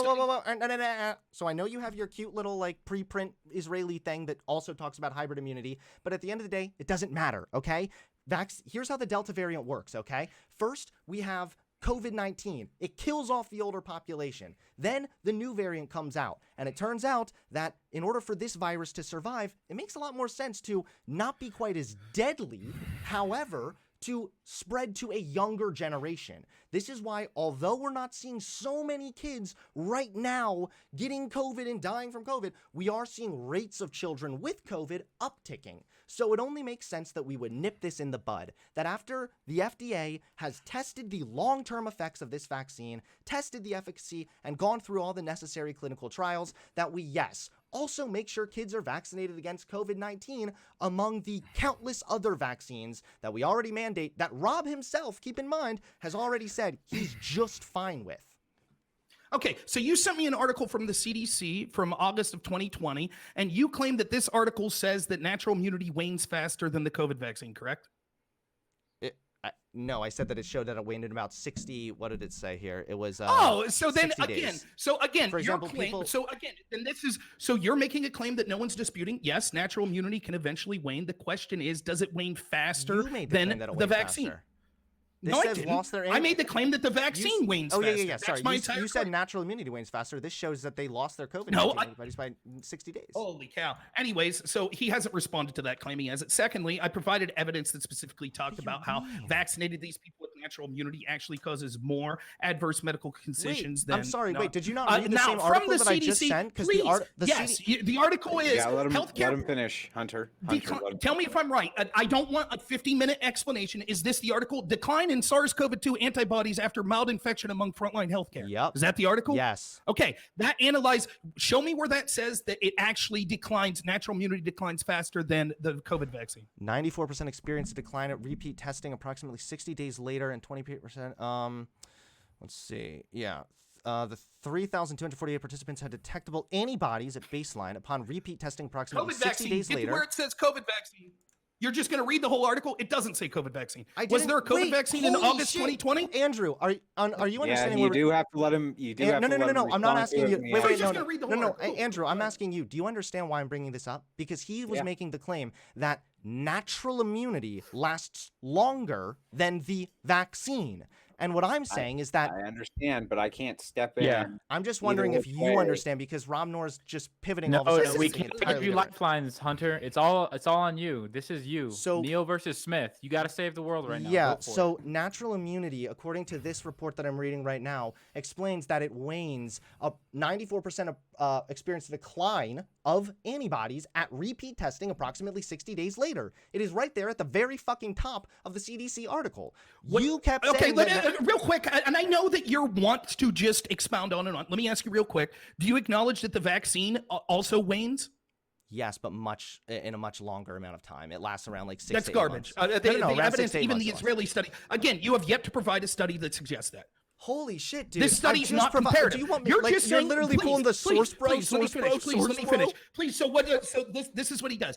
I said, I didn't argue that the studies didn't say that natural immunity wanes. I said that it lasts longer, although it does wane, it lasts longer than the vaccine. He then cites a study from before the vaccines were created saying, see, natural immunity wanes.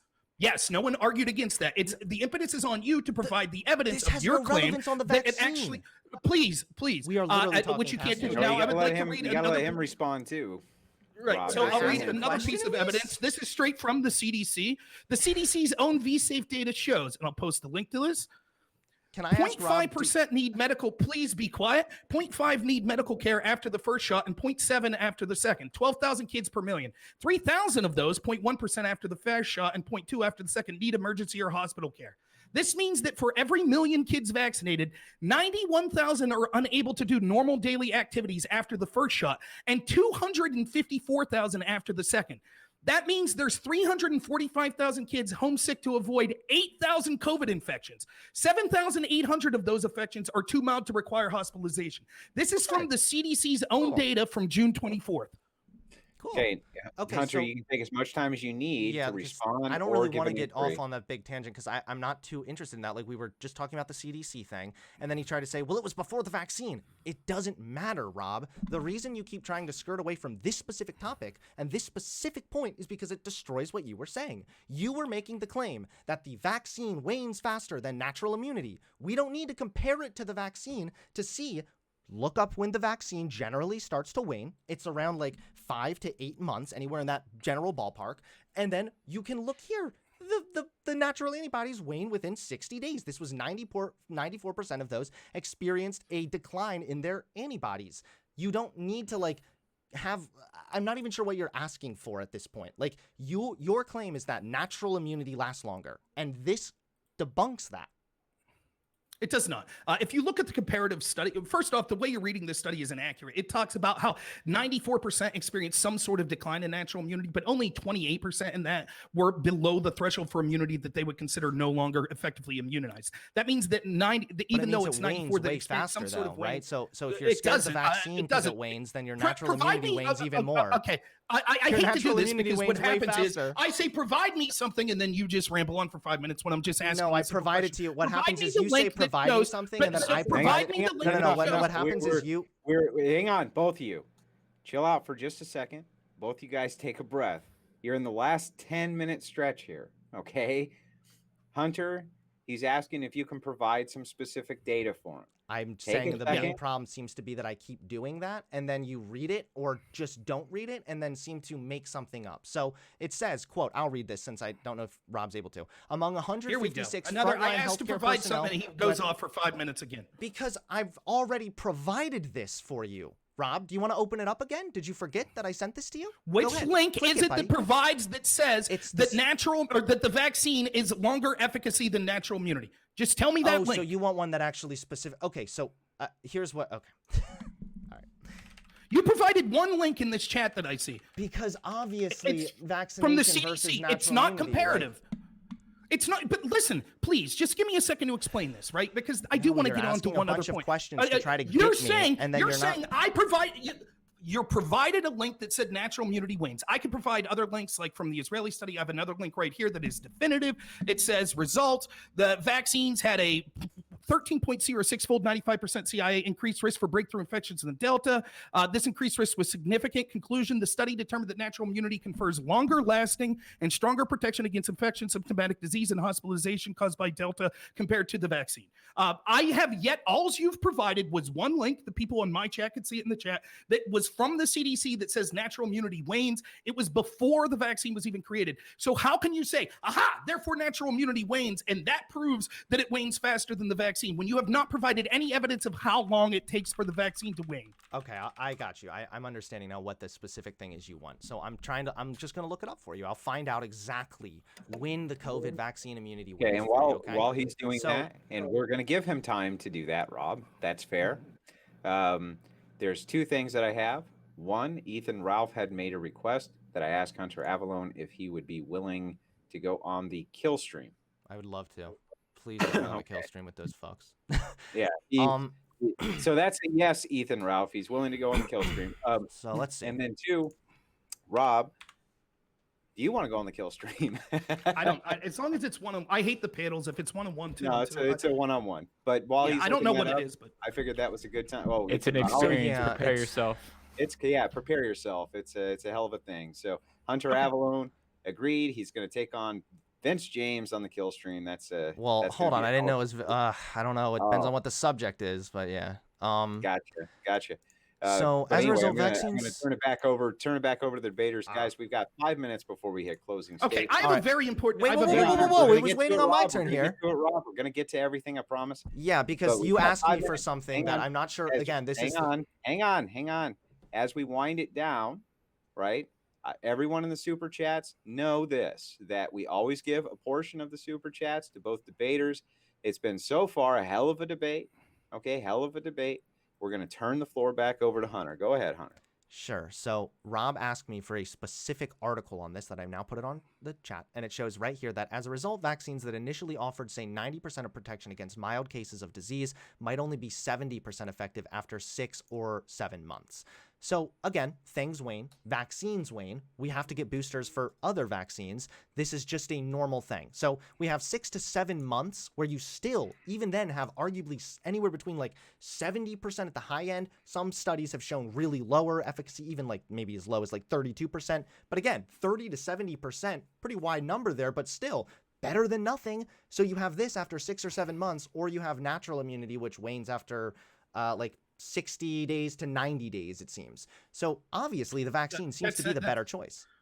That's not what your study said. First off, I'm providing comparative studies that are large, including the Israeli study that was 2 million people. You provided one study that was like 200 something people, and it doesn't even say what you say it says. It says that there started to be waning 60 days in. It did not say that that waning meant that it was only 70% effective. That's not what I said. So you're right. But now you're saying, this shows that after 6 months of the vaccine, it's only 70% effective. But it doesn't show what the wane was at 60 days. It doesn't show. So it could have very well waned 20% at 60 days. So this your study main isn't claim is comparative. that because so it's again, not I'm providing the comparative, only it's comparative wrong? studies. Now, the Wait, question because that it's I not have is this. comparative, It seems, it's wrong. Please. Come on.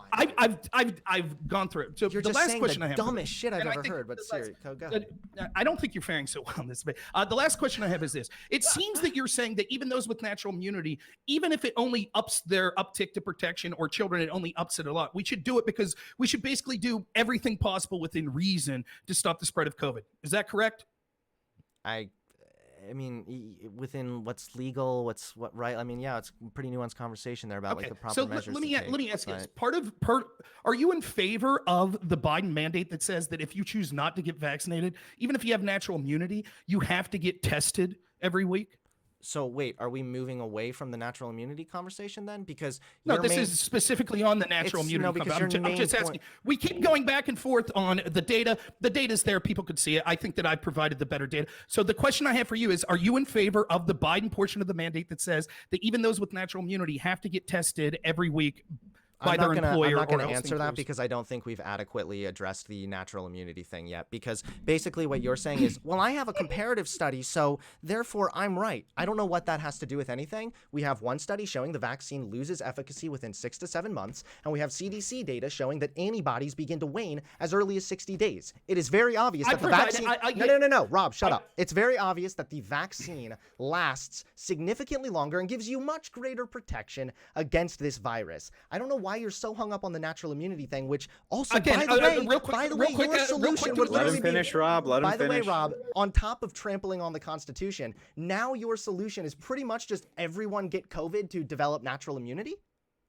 Would that be the That's not what solution? my solution was. So again, I've looked at your study. I talked about the potential problems with your study. I talked about how you were misinterpreted. I provided studies that had a far better group of people, 1 million people as opposed to 248. I provided What, comparative 1 million studies. people? You have one Where study, did they and take again, 1 I million? want to. So if the rest of the, I understand you want to run out the clock because you don't want to answer this question, but we've gone back and forth in the study. So the final question that I have is: do you think that or do you support the idea that even those with natural immunity should have to get tested by their employer once a week? Oh, yeah, sure, because we know that it wanes faster. Okay, just because it wanes faster. Are It's you one of the reasons, vaccinated? Yeah.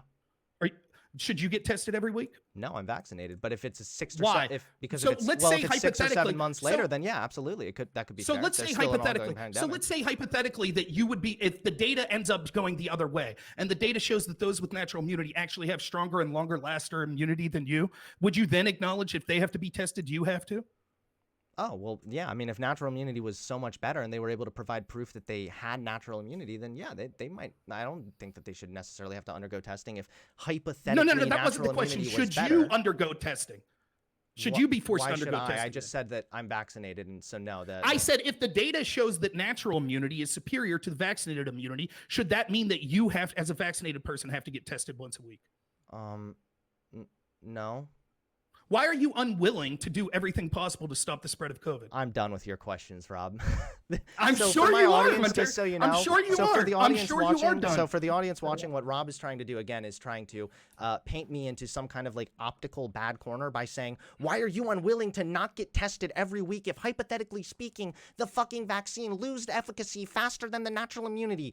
Okay, go ahead, Rob. Just like you've been doing this entire debate, keep on making up stories, keep on telling us scary, creepy pastas about how spooky the long-term effects are going to be, whatever. I think that you want to move past this because you realize you've gotten blown the fuck out on this COVID vaccine immunity point specifically. You're trying to claim that the natural immunity was better and lasts longer, and it does not. There is nowhere that that is actually substantiated and indicated solidly. When we are able to see that the fucking vaccine lasts far longer, and by the way, I'll let you know this, one other thing I didn't get to mention earlier, there was a good Yale study that came out, I'd be happy to send it to you if you'd like, that found that the vaccine so far has already prevented upwards to 280,000 deaths. So if we want to talk a lot about like the vaccine and, oh, the scary adverse side effects where people feel sick for one day, COVID would be a hell of a lot worse. And honestly, this vaccine has been demonstrated to do what it is supposed to do. That's going to be my closing statement, what I I'll guess. say, I'm not going to... I'll say, Rob, you can go ahead and end to the audience. I'm going to go pee, and then, yeah, if we can go into the Q&A. I would leave too if I was you. Yeah, I'm running so scared, Rob. I'm terrified of you. Right. So anyways, alpha male dominates soy. data. Please shut your mouth. You're not doing so well. Yes, I understand Daddy. the need to interrupt. You said that was your final statement. Go pee, do what you got to do. I provided actual better studies that showed what he's doing is he's saying, I trust my one study that used 248 people that wasn't comparative so much that I'm willing to say that those with natural immunity should have to get tested. But if any of those litany of studies that Rob provided were true, that natural immunity actually is longer lasting and superior than the vaccination, well, then I still don't feel that I should have to get tested. I don't feel. What he's doing is making a personal judgment based on the studies he's seen on which ones are true and which ones aren't. I've gone through why his studies are actually worse, the one study he provided that wasn't even comparative, than the litany of studies that I provided. In addition, but he's still going to choose to ignore all the studies say, no, those aren't proof of anything, and base his decisions based on that. That's exactly what he accuses anti-vaxxers of doing, cherry picking data to justify their own positions. That's exactly what Hunter's doing. He's not saying, well, yeah, maybe these studies you're citing are valid. Maybe they are. Maybe I should look into them. And maybe I should get tested every week because they are valid. He's not saying that. He sets an arbitrary distinction that says what I've done is moral and enough. And other people, even though there are credible studies that are more supported, and even though Dr. Fauci himself has admitted on TV, he doesn't have an answer to natural immunity and why it's superior. Even though he's admitted that, that's what he's saying. I've also provided you evidence going through the Israeli study and the UK study that shows those with natural immunity to prevent one asymptomatic case, which is a case with no symptoms. To prevent one, we would have 77 serious adverse effects if we vaccinated those with natural immunity. I then used the CDC's own numbers, their own numbers, to show that for every million kids we vaccinated, you would have almost 350,000 that would have serious adverse effects enough that they would have to miss school. And that would only stop 8,000 COVID infections, 7,800 of which are asymptomatic. So this isn't looking at potential mutations in the future. This is the CDC's number, which I provided the link to him, the CDC's number that's showing that right now vaccinating kids actually harms more kids than it would be able to save. Something he admitted that if we proved that the vaccine would harm more kids than it helped, would we still force them to get it because it would protect the spread to adults? He said no, he wouldn't force that. He has no answer to this. He doesn't understand comparative analysis, right? He's just going through the very fundamental level of vaccine good, therefore everyone should have to have it. But that's not the case. And this is how you prove that it's about control, which was the first part of the debate, because they're not actually looking at the science. They choose and cherry pick when to decide. For example, we saw that we didn't even get to this, but we could see that other countries that we're told have better healthcare systems like Sweden, Finland, etc., they've stopped allowing the vaccines to go to children because of severe cases of inflammation of the heart. We've seen that every other industrialized country refused to support lockdowns for schools. The head of the CDC, Robert Redfield, said that the lockdowns were harming kids and killing more kids than COVID. We even had Joe Biden's head of the CDC say, yes, the science shows that we shouldn't have lockdowns. And then once the teachers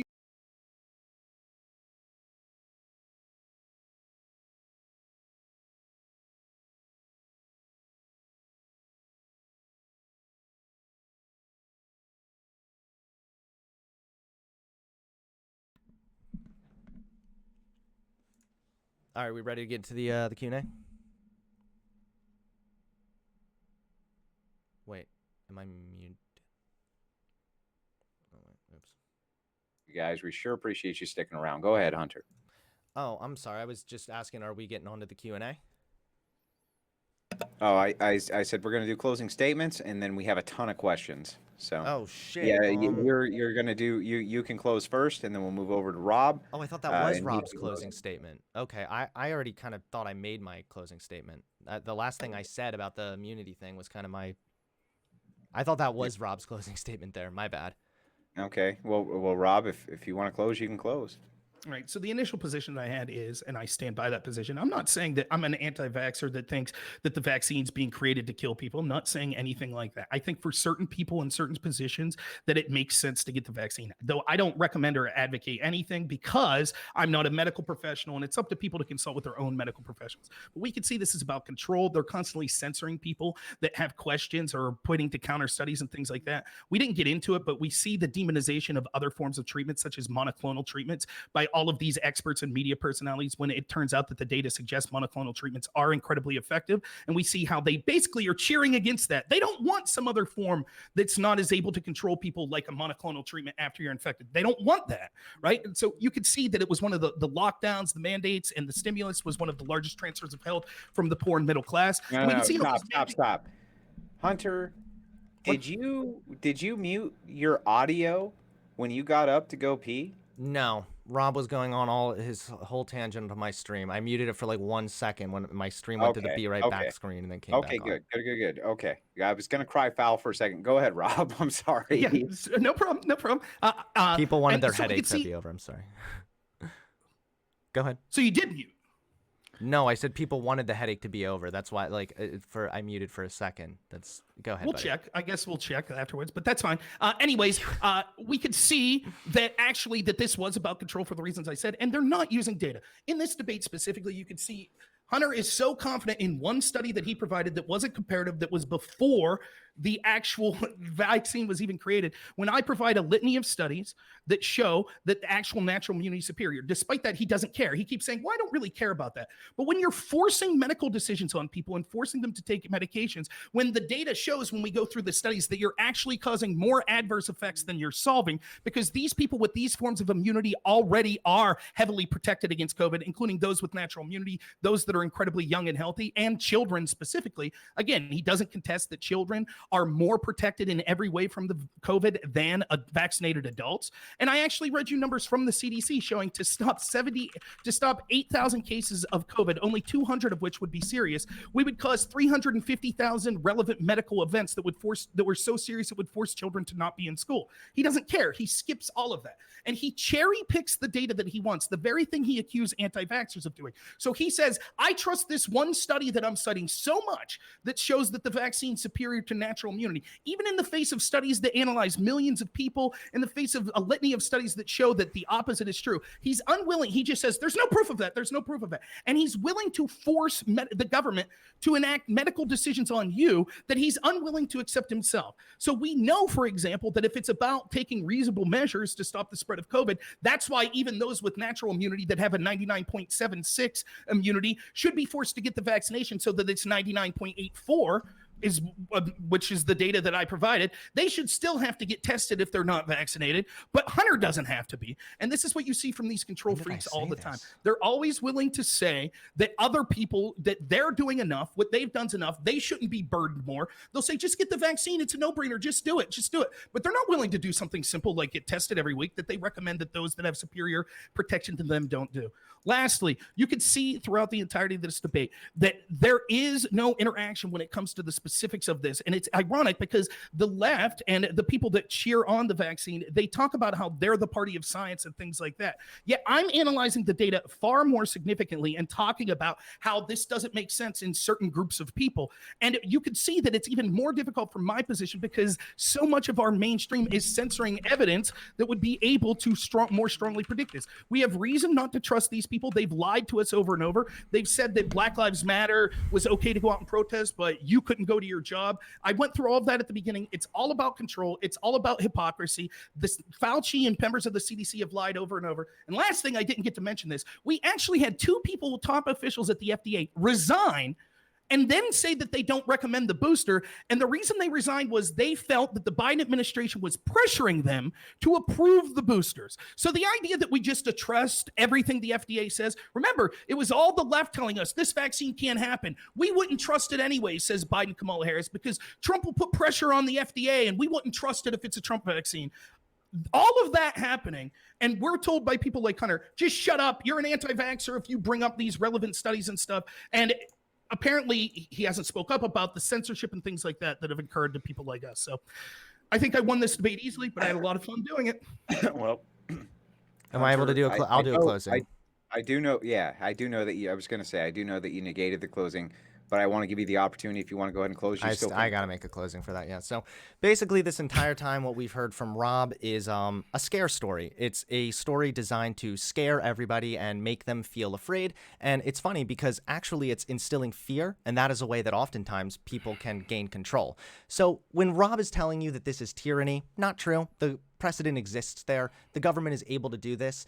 Private businesses are able to mandate this, and states are able to mandate lockdowns and vaccines. The government rights and the precedent exists there. So not tyranny if it's going via legal avenues, which is what OSHA is and what the state rights are as well. As far as the actual efficacy rate of this vaccine, here's some science numbers for you, buddy, from sciencenews.org. Shows the massive gap between hospitalizations of adults by vaccination status from January to July. Over in July, by the way, unvaccinated account for way higher percentage. I'd be happy to put this in the chat as well. So this is some numbers for you right here. They make 431. I don't know if these are percentages, but it's a very nice graph that you can like click around on and look at the rates. And you can see my stream. Yeah, if you want to pop that in, I'll get it down. Yeah, my stream is seeing this right now, just how the rates of hospitalizations among the unvaccinated are skyrocketing. So again, if you have some problems with the experts, if you don't like Joe Biden, if you don't trust Fauci, we would have to talk about whether or not those reasons were valid. But at the end of the day, you don't have to trust them in order to look at this very real world data that we have that shows the vaccine is safe and effective. Not only this, but we also have the PubMed meta-analysis indicating that the vaccine is generally safe and effective and didn't even lead to that many adverse effects. So overall, this vaccine seems to be effective. We have an international consensus at this point that these vaccines are safe, beneficial, and effective at preventing COVID. So, and lastly, I wanted to address, again, the natural immunity thing. Rob, for some reason, seems to think that if he just keeps on boasting that he has a better understanding of the numbers, that can somehow mean he's right.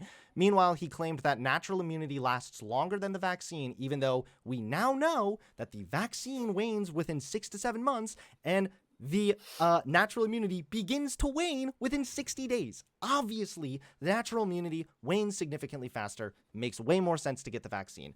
But either way, I really appreciated this debate. I appreciated the conversation. It did make me a little bit sad to see Rob kind of trampling on the Constitution and spitting in the face of the Founding Fathers.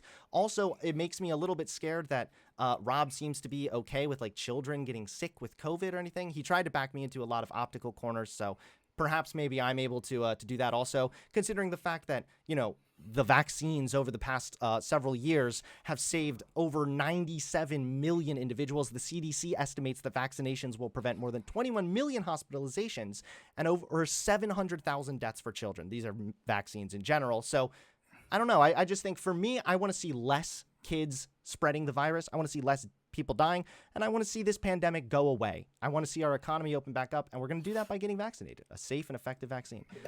Thanks again. So yeah, sure. As we move into the Q&A, I did want to address something in the chat. I understand a lot of people think that Hunter forfeited his closing statement.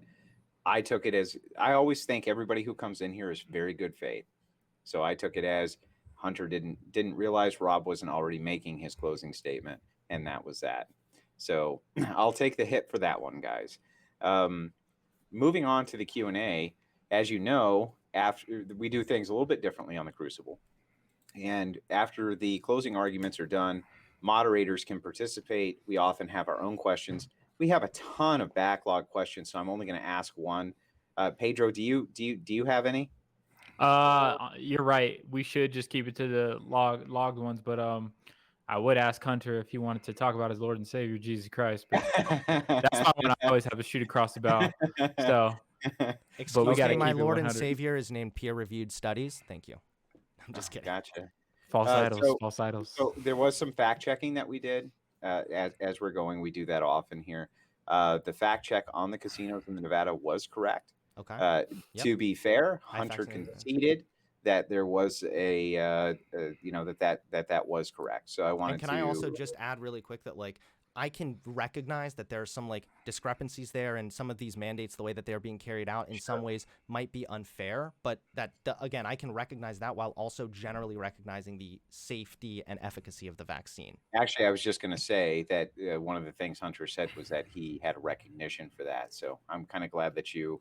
And then also on the smallpox for Washington, that's also 100% factual. He did mandate that all of his soldiers get vaccinated. So that was something I didn't know. I had to look that up in real time, and Yeah. I'm real good with history. So one thing that Rob said that I did want to get to real quick, he touched on something that I thought was interesting, which is church services and mental health, which I would consider churches to be a primary, considering how Christian the nation is, for mental health. The lockdown certainly had a negative effect on that. Would you say so, Rob? The lockdown had locking down churches certainly had a negative effect on people's mental health from churches. Absolutely. Oh, okay. And then Hunter, I wanted to ask you about that too. Yeah, I think that, I mean, of course, it's when you cut people off from any opportunity to like be in their community, you know? So obviously people's mental health is going to suffer being in lockdown. That, of course, is, it's an unfortunate reality of being in a lockdown. You know, no one likes it. No one thinks it's great. But yeah, I would definitely say that if you're cut out from your social community, that can absolutely have a negative impact on our mental health. That's why, you know, hopefully, like thankfully, you know, more people are getting vaccinated. The closer we are to achieving herd immunity, the less likely it is that, you know, anything like this would have to happen again. So, Gotcha. That's just kind of what I had. I had a ton written down, but we have so many audience questions. Pedro, if you can pull some of those up, I'd appreciate it. Gotcha. All right, and this first one is from Hasbar2988. He donated $10. Thank you for that. We appreciate that, sir. And he's asking Rob, where's your cool hat, Rob? Your American hat. Where is it? What happened? You know, here's just the go problem. get it, Rob. I don't even want to hear it. Just get it. It's at work, and the reason I can't wear it while I'm streaming is because it won't go. The cowboy hat, I can't put these headphones over top of it, so it's at work right now. Gotcha. Next up, Pedro. All right. And we have from NW16 16613, and he wants to say, "Hey Avalon, your position regarding people's rights to not get infected treats all people as if they already are all infected. How can you justify such an unethical position?" So it's not unethical. Although this is not a direct comparison, I think that a good comparison is drunk driving.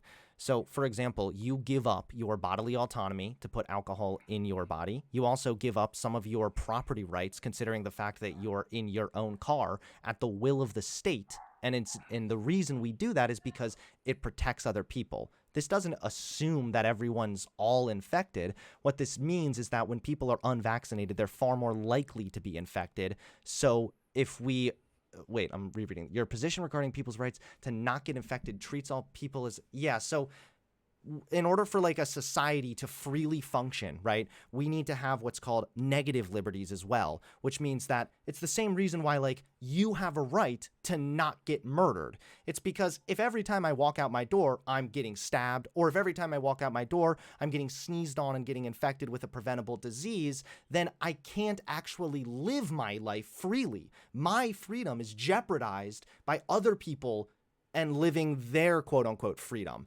So there is a line there. Usually when it's in the interest of public health, that's where the precedent kind of comes in. So it doesn't treat anyone like they're all infected. Rather, it just recognizes that the unvaxxed pose a greater risk of spreading it, and so that like other people have a right not to get sick as well. So yeah. Rob, you can engage with that as well. Oh yeah, I mean it's a terrible analogy, right? And the justification that he's given would mean like in my lifetime, I'm 37. I remember everyone remembers swine flu and MRSA and West Nile and all The this stuff. perfect age. The perfect age. Yeah, I'm sure you agree. So his justification would literally be we could force people to do anything in the name of keeping us all safe anytime that there's an illness out there that could affect other people. So he would say, oh, swine flu is coming. We could shut down the economy. We could force people to take this medication or that. It's absurd. The DUI analogy is completely ridiculous because it has nothing to do, like DUI says that you can't take a proactive measure that will actively endanger people. That's different than telling people they must take a prophylactic measure. I know that has a they're very not limited completely chance, analogous. please, that I has know a they're very not. limited chance of actually harming people. This is the problem that the pro-vaccine people have. They talk about how awesome the vaccine is and how it provides such great protection to you, but it's weak enough that they need to force things upon you or else they'll be in some form of danger. The only person that cited any data on this was me citing what Joe Biden said in his speech, that you only have a 1 in 1,600,000 chance of being hospitalized with COVID if you're fully vaccinated. So it's a completely different. Right. Yeah, so you that's can respond, just to be clear, what Biden said was like a weird quote. It's not actually data. We've looked at the data on this stream here from sciencenews.com. What was the data? We saw the meta-analysis showing the efficacy rate. We found the What's the efficacy rate? Just wait, remind the hold on, whoa, stop. I'm not going down your line all of a sudden of questioning. I'm sending you the meta-analysis right here that I already cited. So we looked at the meta-analysis, and when we're talking about like, well, why are the vaccinated really still, how do they have a risk if you're vaccinated, if it works?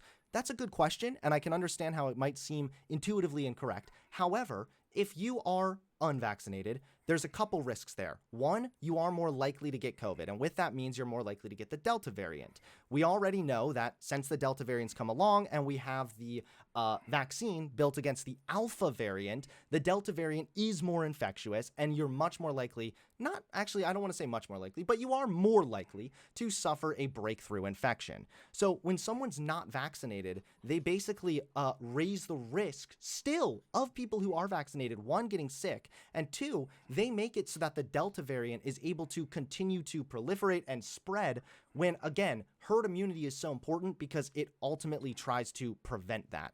So there are absolutely risks that are posed. And lastly, I would even tell you to look at the ICU beds. Like a lot of the hospitalizations right now are of people that might be suffering with COVID or unvaxxed, and they're taking up the ICU beds, and this is sometimes hurting other people as well. So there are many different reasons why the vaccinated can still be harmed by the unvaxxed. And yes, When it you comes to can IC respond. You can respond. But before you guys respond, or before you respond, Rob, please shout out your channel. Tell everyone where they can find you. Sure. My channel is Normal America with Rob Noerr on YouTube, and I'm just Rob Noerr, all lowercase, one word, on Twitch TV. So ROBNOERR on Twitch. And TV. you too, That's Hunter. Where can everybody find you? Yeah, just find me on Twitch at Hunter Avalon. Okay, go ahead, Rob. Yeah, actually, what I'll let we you didn't have get the to talk last about word. this much, but I'll say this real quick. When it comes to herd immunity and things like that, one, it's irrelevant if you as a person are protected because you've chosen to get the vaccine. So the herd immunity would be irrelevant. Second, herd immunity doesn't just take into account the vaccinated; it also takes into account those with natural immunity. We could see from the CDC's own numbers that they last month said that they grossly underestimated the amount of people that had COVID, and actually it was 50% higher than they actually thought. So there were double the cases that they actually thought. This brought the infective fatality rate well below 1%, and it's minuscule if you're not in the range of over age 65. So the idea that this is the same as someone drinking and driving that has a far more ability to have fatality rate is nonsense. And we could see, according to the CDC, they're already saying that our herd immunity is already above 80% when you factor in those that are vaccinated and those that have natural immunity. That's straight from the CDC. So you can see how they keep moving the mark, and we can see how places that have reached that over 90% factor, such as Israel, that has between natural immunity and antibodies and the vaccination are above 90%. And yet the Delta variant affected them even worse than it did the United States. Sure. So the Delta variant actually happened because the vaccine waned over time. But I know I said I was going to let him get the last thing, but no, it is. It is actually. No, he can. I just want to say one more. The question was directed at Hunter, so he can get the last word on. The last thing I'll say is in Israel, you're right. There was a bigger outbreak of the Delta variant. Why don't you look at the hospitalization rates? Hospitalization rates and deaths way lower. Singapore, they had vaccinated and then they had an outbreak of Delta variant. The hospitalization rates, the death rates way lower. Every time the vaccine is is demonstrated to do its job. Now, that's the last thing I'm going to say until we get to the next question. Plus, Okay, I if feel could bad just- because it's actually unironically getting kind of late on my end for the dad life. Well, Oh, we're gonna just kind of plow through them as fast as we can, Hunter. Thanks just for real being quick, good I'll sport. just. It'll take me 15 seconds. Can't I have do a it, study Rob. here We that gotta shows move that. on. We gotta move on to the next one. I'm sorry. Yeah, we got to Go kill ahead, man. this. All right, Roland Stott. If the vaccine mandate by OSHA is for workplace safety, why is it only for 100 employees plus? And then what are their Hunter. stances on religious or conscious objections? So are they giving them violates Nuremberg Code? So, okay, first of all, the reason it's 100 plus employees, I'm not actually entirely sure. My guess would be because bigger companies are more likely, if you're more likely to have 100 employees, you're probably also able to afford to carry this out. That would be my guess. Personally, I'm glad that it goes to 100 plus employers because I don't want to see small businesses getting super fucked over, considering they've already been fucked over by both lockdowns and the fact that just with the virus, less people are shopping. So that would be my like best off the top of my head guess there, I guess. But when it comes to the stance on like religious objections or whatnot, there are obviously like pathways to take in order to pursue objections. There are ways to pursue, like you can look at like COVID requests for exemptions have significantly risen with the mandates. So there is absolutely a process. That's also, just keep in mind, part of the legal precedent there is that if you are going to have vaccination mandates, you also need to make sure there's a process for both exemptions and for people that are legitimately unable to get the vaccine. Maybe they have a health thing. For me personally, like the religious thing, I don't buy that. There's not a lot of court precedent there for that either. And I mean, why would your religion mean that you're at a higher risk of dying? Seems kind of weird. And then are they aware, are they violating the Nuremberg Code? So no, the Nuremberg Code speaks specifically to how you're not allowed to do experimental like operations on people. The Nuremberg or the vaccine is not experimental. It's gone through all the clinical trials. It does not apply there at all. But that's all I'm going to say on this. If Rob wants to say something, I'm not going to respond to that. No, we're gonna keep moving. We've got questions for both. So, go ahead, Pedro. Gotcha. All right. Question for Hunter again. How can you say there is an international consensus on vaccinated children when Sweden, Denmark, Finland, Iceland, and other countries banned mRNA for young people?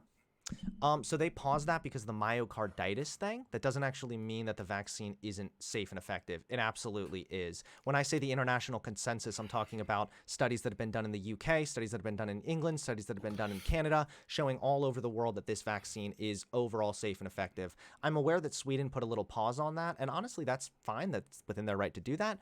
But again, the myocarditis thing, very rare to occur, and if it does, in most cases, it like goes away completely on its own. And keep in mind that you can also have like heart inflammation and other problems from getting COVID too. So it's kind of like you've got to kind of evaluate both those risks there. But yeah.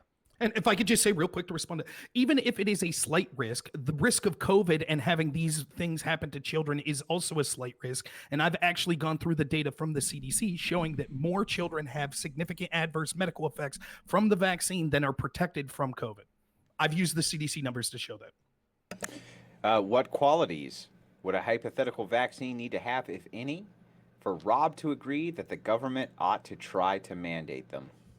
The first thing that you have to have is a threshold argument that needs to be answered by the government for how many people could be adversely affected by the illness that's being talked about to force this infringement of rights in the first place. So even if you said, so for example, that's why you wouldn't do it for the common cold. Hunter's argument that he's saying is, well, if we could force vaccinations on people and that would help stop the spread of disease without embracing that threshold means that we would do that for any potential disease, which is obviously horrendous. So it would have to be a disease that these particular groups needed the vaccine to protect themselves from significantly.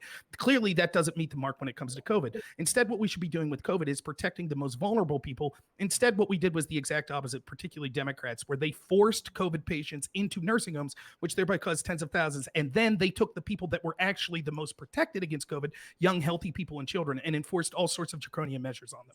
You have to let Hunter respond to that too. Oh, Go no, ahead, it's Hunter. okay. I was actually, this is a little side point, but can you send me the, hold on. I'm looking at your med page thing, and now I'm looking at this one. I'm trying to find where it showed that more kids are in the hospital with negative side effects than with COVID or something. Can I see that data, please, from the CDC? Sure. If I could just have that sent, and then I don't need to respond to anything. Honestly, I've been streaming for 2 hours. I'm ready to wrap this up. Yeah. We're All right, next question for Hunter. powering through. Yep. Go ahead, Pedro. Has he ever tried to submit something to VAERS to see how difficult it is? And does he know you could be fined or imprisoned for submitting false data? You could be fined, but again, it's like, how do you know it's false, right? Like, you'd have to know that they knowingly falsified it, whereas there's a good chance that a lot of these VARS reports are people that are sincerely suffering from some kind of illness, or maybe they are dealing with a side effect, but all that the thing with VAERS is that there's no way to actually confirm whether any of those negative effects were, like, causational to the vaccine or not. You can skip that question, Pedro. Good go. All right. Picking the next one up. Oh, I can pass this one on to you, Hunter. Hunter, who is your greatest inspirational streamer? Big Papa Fascist. There you go. Correct answer, sir. Best answer ever. All right. And then our next one is from Blame the Pain. Can you ask Rob and Hunter if it's weird that the vaccines have become a mainstream talking point now? And follow up if they think flat Earth will become a mainstream point. Wait, Flat Earth won't become mainstream. That's a stupid point. The idea of vaccine becoming a talking point is because we're seeing an unprecedented movement of trying to control people in hypocritical ways using the vaccine as an excuse. The entire point of the vaccine, the vaccinated versus the unvaccinated, is, as we've seen in history, to divide a population in two and blame one side of that population, in this scenario, the unvaccinated, for all the problems. You can see how it's being used because they lie to you about who the people are. For example, we're led to believe that it's just a bunch of Trump supporter, 10-toothed rednecks that aren't taking the vaccine. But if you look based on racial data, we can see the highest percentage of people that are distrusting of the vaccine or haven't had it are actually people of color, particularly Black people and Hispanic people. That's not surprising given that people like Hunter, I'm assuming, I don't want to say that, that's not fair. People on the left, though, and have said that our system is systemically racist and all the institutions are racist, including the medical and pharmaceutical industry. When you tell people that for a decade, they might start to believe you. And so then when you say, oh, and now we're going to force you to take this medication against your will, they may have credible reasons to not trust those very institutions that just last year that the Biden voters were all telling them was systemically racist. Crucible, if this is all about the safety, then why are vaccines considered more important than negative COVID tests, Hunter? Well, what do you mean? Like, vaccines prevent you from needing to undergo those tests to begin with. Also, really quickly, I'm still gonna have to scroll through this information, this preprint thing that or this PDF that Rob sent me. I'm looking through it now, but just really quickly, I did want to mention, you kept saying the CDC said this. It says right at the beginning, the findings and conclusions in this report are those of the authors and do not represent the official position of the CDC. So, I mean, it's possible that this has some interesting stuff. Like I said, I'm not saying that discredits the entire thing. Who is it published by? I'm still looking through it all. It might be published by the CDC or in the CDC, but It is not that of the CDC. So just to be clear, that's all. That's what I wanted to mention there. It's from Dr. Tom Shaburkro, who's a medical doctor who is on the vaccine safety team for the COVID-19. Right, but when it comes to actually but when it comes to actually like getting tests and COVID tests and whatnot, like, yeah, getting vaccinated prevents you from even needing to undergo the test to begin with, right? So I don't see why that would be an argument against getting vaccinated. That's absurd. In fact, even the own data that you provided shows that the vaccine wanes, and we know that the vaccine's not perfect. So why would people not go through Wait. Why are you bringing up the waning efficacy rate when we know that natural immunity wanes faster? We don't. That's a lie that you're spreading based on one study. You've ignored based on all a the studies CDC report. I'm sorry. I thought you were just able to cite CDC. It is not based. Let me repeat what's done. He cited a CDC report that existed before the vaccine that said that natural immunity starts to wane in 6 months, but it only is a small amount of waning, or 60 days. I'm sorry. But it's only a small amount of waning, not a waning that would make only in 28% after 60 days would it be a waning that we would think 90 would be problematic. days, though, it's even more. Prevented the And then he cited non-CDC numbers that said that the vaccine wanes at a 70% level at 6 months. It doesn't show how much it wanes at 60 days, and that's not a CDC study. He does not have a comparative study with the CDC that shows this, and his study only cited 248 people that it analyzed, whereas the Israel study and the other study that I provided cited millions of people that had natural immunity. The Israel study that also brought up the hybrid immunity and the importance there, so I'm not sure. Wait, Rob, you really seem interested in wanting... No, you seem really interested in in wanting your cake and having it too, because it's really convenient No, I for you to don't. cite the CDC at one point, then I bring up the CDC, and you're like, well, it's not a comparative study, so therefore it doesn't matter. First of all, the thing that I sent you was a quick summary that explains how on the data that we have, it shows that the efficacy wanes after anywhere between 6 to 7 months. And then we have a CDC thing showing that antibodies wane within 60 days. You don't need a big, long comparative study and everything, this, that, and the other thing in order to logically conclude that obviously natural immunity wanes quicker. Okay, so you're saying the Israel study was wrong. The millions of people that they analyzed, Did that I was say just that was flat out wrong? I said the Israel study also. How could found it be hybrid right if immunity. you're saying that the conclusion it reaches the opposite of the truth? What was the conclusion again? Of the The Israeli conclusion study they reached specifically? was that citing millions of people that had the vaccine and natural immunity, that natural immunity was superior in short term and lasted longer than the vaccine. I didn't know it said long term. I guess I'd have to look at it a little bit longer. Sure. Yeah. And I you've mean, cited a study that looked at 248 people in August of 2020. And you're citing to me an Israeli preprint. This is something that hasn't been peer reviewed. This is something that hasn't actually been put up to the test. This is literally called a fucking preprint, and again, my I dude. put a link So it's to really funny 30-something again. studies, Source, 30-something and then he studies that sends I me a put. preprint. Whatever. What you could see is, I mean, I went through the exact study of what his study said. I showed how it wasn't comparative. I've talked about how It the doesn't numbers have to don't be say what he's comparative. It trying to doesn't say. matter because he I've literally talked about said that, that and the he's efficacy just totally wanes. ignoring it. He's picking and choosing the data he wants, even Guys, though the bulk of the data Dude, shows. you're bringing a wait. Rob is telling me that I'm picking and choosing data, and yet he is citing an Israeli preprint to support his claim that natural immunity is better, even though the CDC contradicts that. Are you fucking kidding me, Rob? Give me a Where's fucking the break. show me Let's the evidence that the CDC contradicts it. I already showed you that evidence. Let's No, get you to the didn't. next No, you question didn't. because clearly Rob here is. Let's get to the next question because we're actually not going to push through any more of the questions. We just ran out of time. It was one hell of a debate. I sure appreciate both of you guys going on. Here's the two most important questions. One, did you both have fun? I did. I don't know. I'm having a headache after this one, but it was pretty enjoyable. I'm sure you would. I can feel for you there because honestly, Rob, I'm never gonna. I cannot debate you, sir. It's 'cause You Rob are gish machine gallops gun like Kelly. You know how he to. just gish gallops and spews so many points and doesn't give I me wouldn't enough say chance to that. respond. I'm not.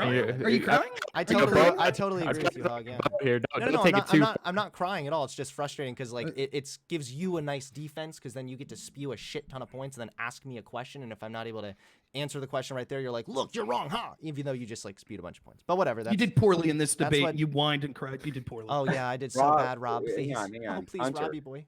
The Crucible would like to extend its appreciation for you coming on tonight. Thanks, We man. appreciate the spirited debate. We're going to let you go. We're going to keep Rob behind for just a few minutes. We have a few things we want to talk to him about that are not debate related. Thank you so I'm much not for gonna coming tune on. in to see you guys shit talking me, right? I promise. No, sir. You No, can just sir. mute it. Or you could. You know that my You- stream you're was the one muted who for said like you 10 had to seconds. go, right? Are you crying? Wait, Are you mad? No, we'll check the VOD. I'm not It was crying. muted for I'm like just 10 saying- you seconds. said Yeah. I clicked the to be right stop a back. headache. That may have been, guys, that may have Dude, been my I fault. There clicked was the somebody be in the right chat back who button and said muted that. it for like 10 seconds. That would have, Are if you it was crying, like Rob? he just got up and muted the whole I'm stream while he smiling left, I at her. would have been upset. But if he didn't, I don't care if he. I if- didn't. I you know clicked what the I mean. be right back button. It was like 10 seconds. Then I unmuted and it was sitting back down. Okay, Chill, fair Rob. enough. Don't I'm cry, just all right? telling It's you. okay. So this guy in chat said I must have only tuned in right then. There you go. Yeah, Right? seriously. If he stayed So- along, he would have seen that it came right back on in a second. But Right. either way, I appreciate the convo. Rob, Sure. have fun in La La Land. Bye. Oh my God. Hunter wants to cry. Yes, I'm seething right now. I am crying. Hunter should have used his sword. It's just... The thing is Rob is able to be like, Hunter did bad in that debate, lol. But it's like, you spewed so many things in me at once. I didn't even know how to, I can't respond to everything all at once. And then he asks me a question, and then I say, well, I don't know if I need to answer that question. That doesn't really have anything. Well, there's blah, blah, blah, and then it's pivoting off to a million other points. Holy shit.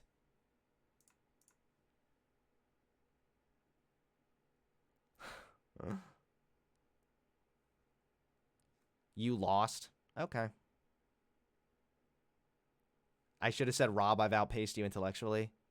No one thinks Rob did well. Rob's rhetoric is tough to effectively deal with. It's just because he just doesn't shut the fuck up and never wants to spew on one point. He spews talking points like a machine gun. You have to make him address each point one by one. I know, right? Because you're a leftist hack hunter. All right, get in my Discord, buddy.